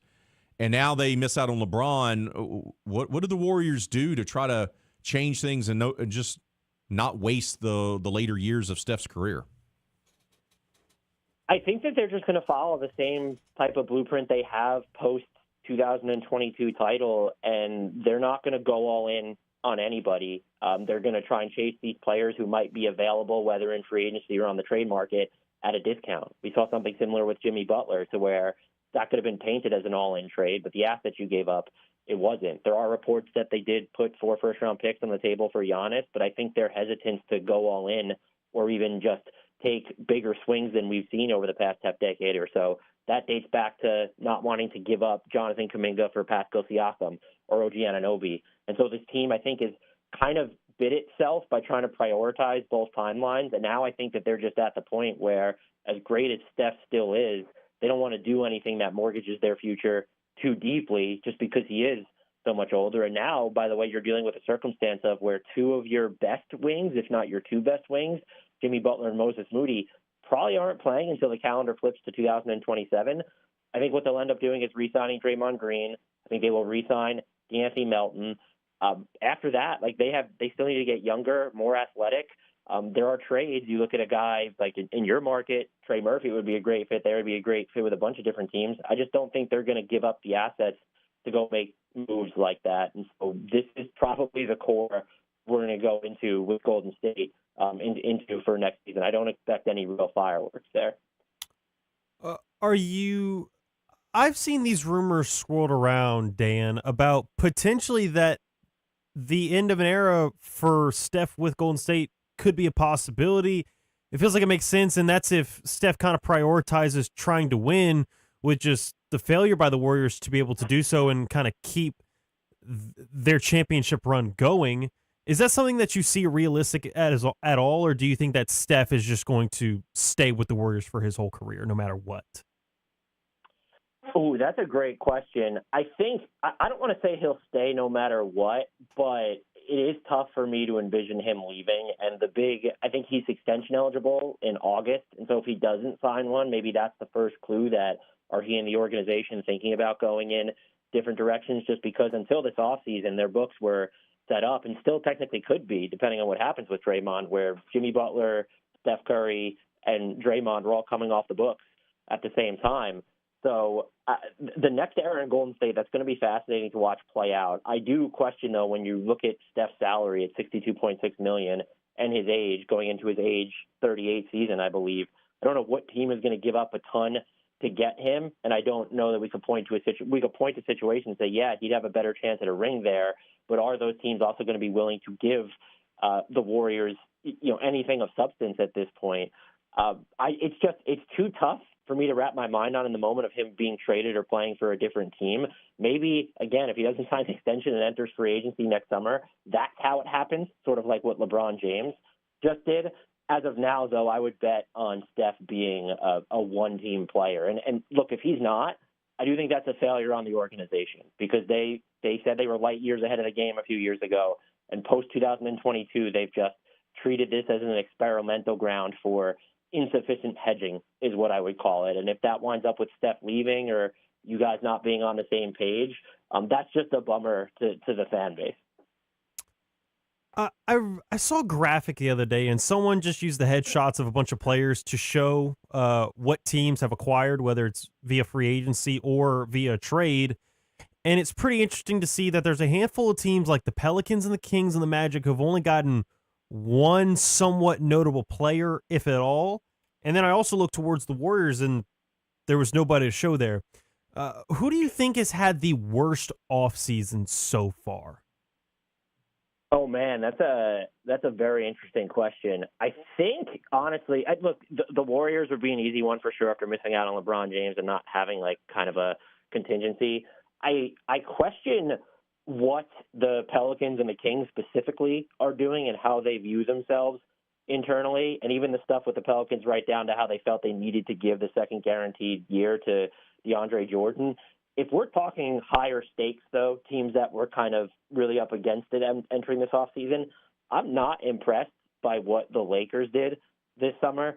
They have a lot of talented guys on this roster, and some of their later season pickups in Matisse Thybulle, Zaire Williams might help them take care of the perimeter defense.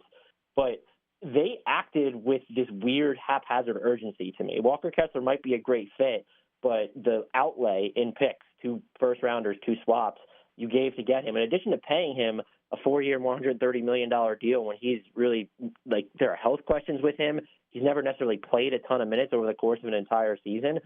I would not be shocked if we're looking back a year from now and kind of wondering, why is Luka Doncic sticking around here? Even right down to the contract terms of, giving out 4-year deals when a player like Norman Powell could only get 1 guaranteed season from a team such as Chicago. And this Lakers front office regime still continuously seems to devalue investing in two-way wings.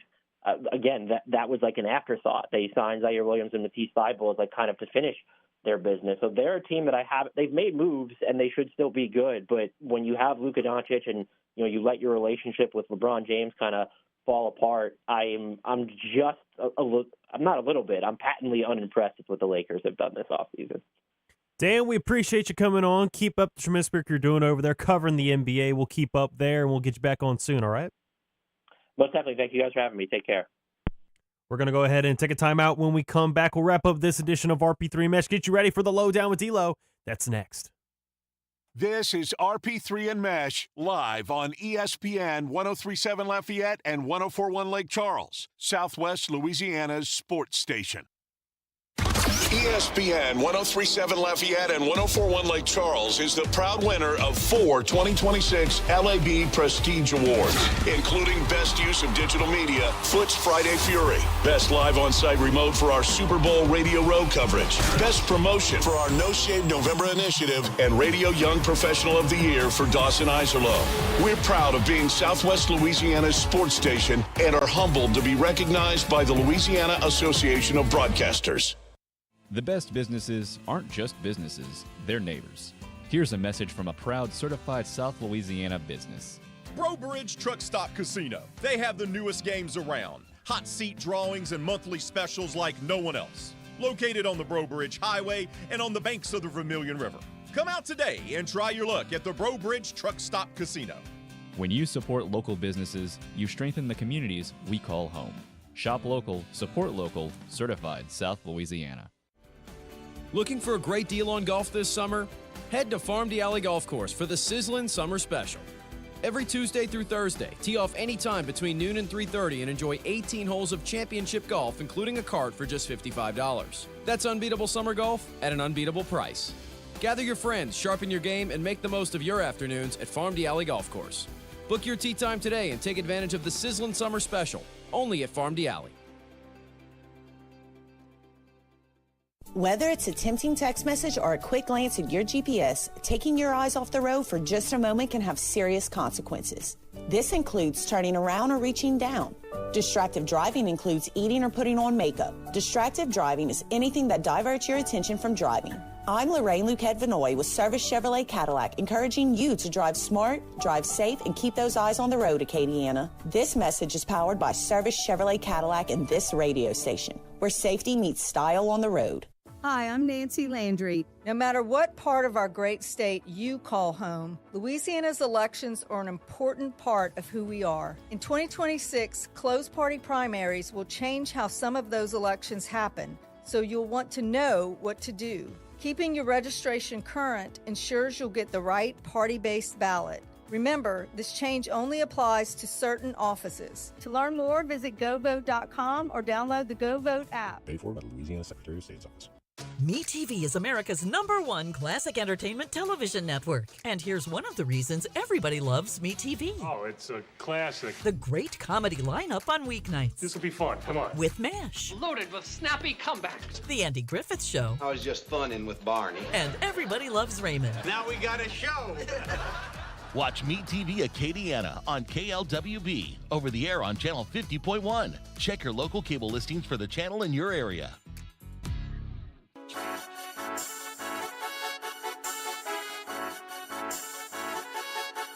You're listening to ESPN 1037 Lafayette and 1041 Lake Charles. Your home for the best local sports talk in Southwest Louisiana. Oh, let's take a moment to thank our two guests. They were tremendous on this Tuesday. Tyler Rowland from Locked On NFL and Locked On Titans was great. Dan Favale of Bleacher Report was great as well. Can we get an update on the poll question of the day before we depart, Mr. Meche, and before you depart our graces, because you're going to be out for the rest of the week, a little R&R time to charge up those batteries, and we won't see you again until next Tuesday, and then we fly out for Ohio on Wednesday. So there we go. Yeah, a lot of time that I won't be in the studios. Not used to that. Looking towards that update to the poll question of the day, we had asked you on Facebook and on X, which Saints offensive position group are you wanting to see during training camp? 31% of you have said the offensive line. 8% have gone with the wide receivers. About 15% are leaning towards the running backs, and 46% have said all of the above. When we look at the comments, Kai says he wants to look at the ball carriers. Dave says offensive line, meat and potatoes. Ton says all of the above. Wide receiver needs to be impactful this year, but they can't be if the offensive line isn't able to protect better than they have been. I want to see if they can open up the field with speed and route running. Meanwhile, I want to see if the running backs can break through for a balanced attack. Keep voting on our poll question of the day. Keep leaving your comments on Facebook, X, and on our YouTube channel, ESPN Southwest Louisiana. Some news is broken today. Everyone's getting patches now on their uniforms. Ohio State inked a deal with JP Morgan Chase, $17 million annually to have their logo on all of their athletic jerseys. Notre Dame says, hold my beer. They went with SoFi and got $20 million per year. Both of those have come out just in today. Illinois announced theirs yesterday. And the Big 12 Conference, by the way, remember they got $20 million from Monster Energy Drink to be split up amongst all of their teams per year. So there's one way of doing things, and then there's the right way of doing things. And jersey patch, not done the right way by the Big 12. So there you go. That's going to do it for today's show. Tomorrow, the great one, Jim Gazzolo, will be scheduled to join us, as well as some other special guests. So tune in for that. Up next, the Lowdown with D'Lo. We are the NFHS.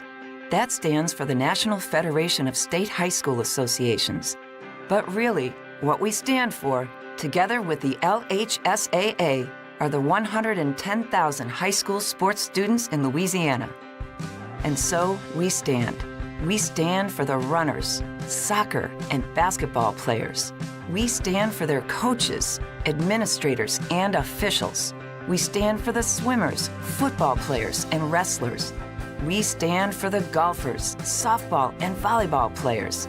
We stand as the national leader and advocate for high school athletics and all who participate in them and make them possible. Because it is our purpose to ensure that high school students get to play, perform, and compete together. To learn more about who we are,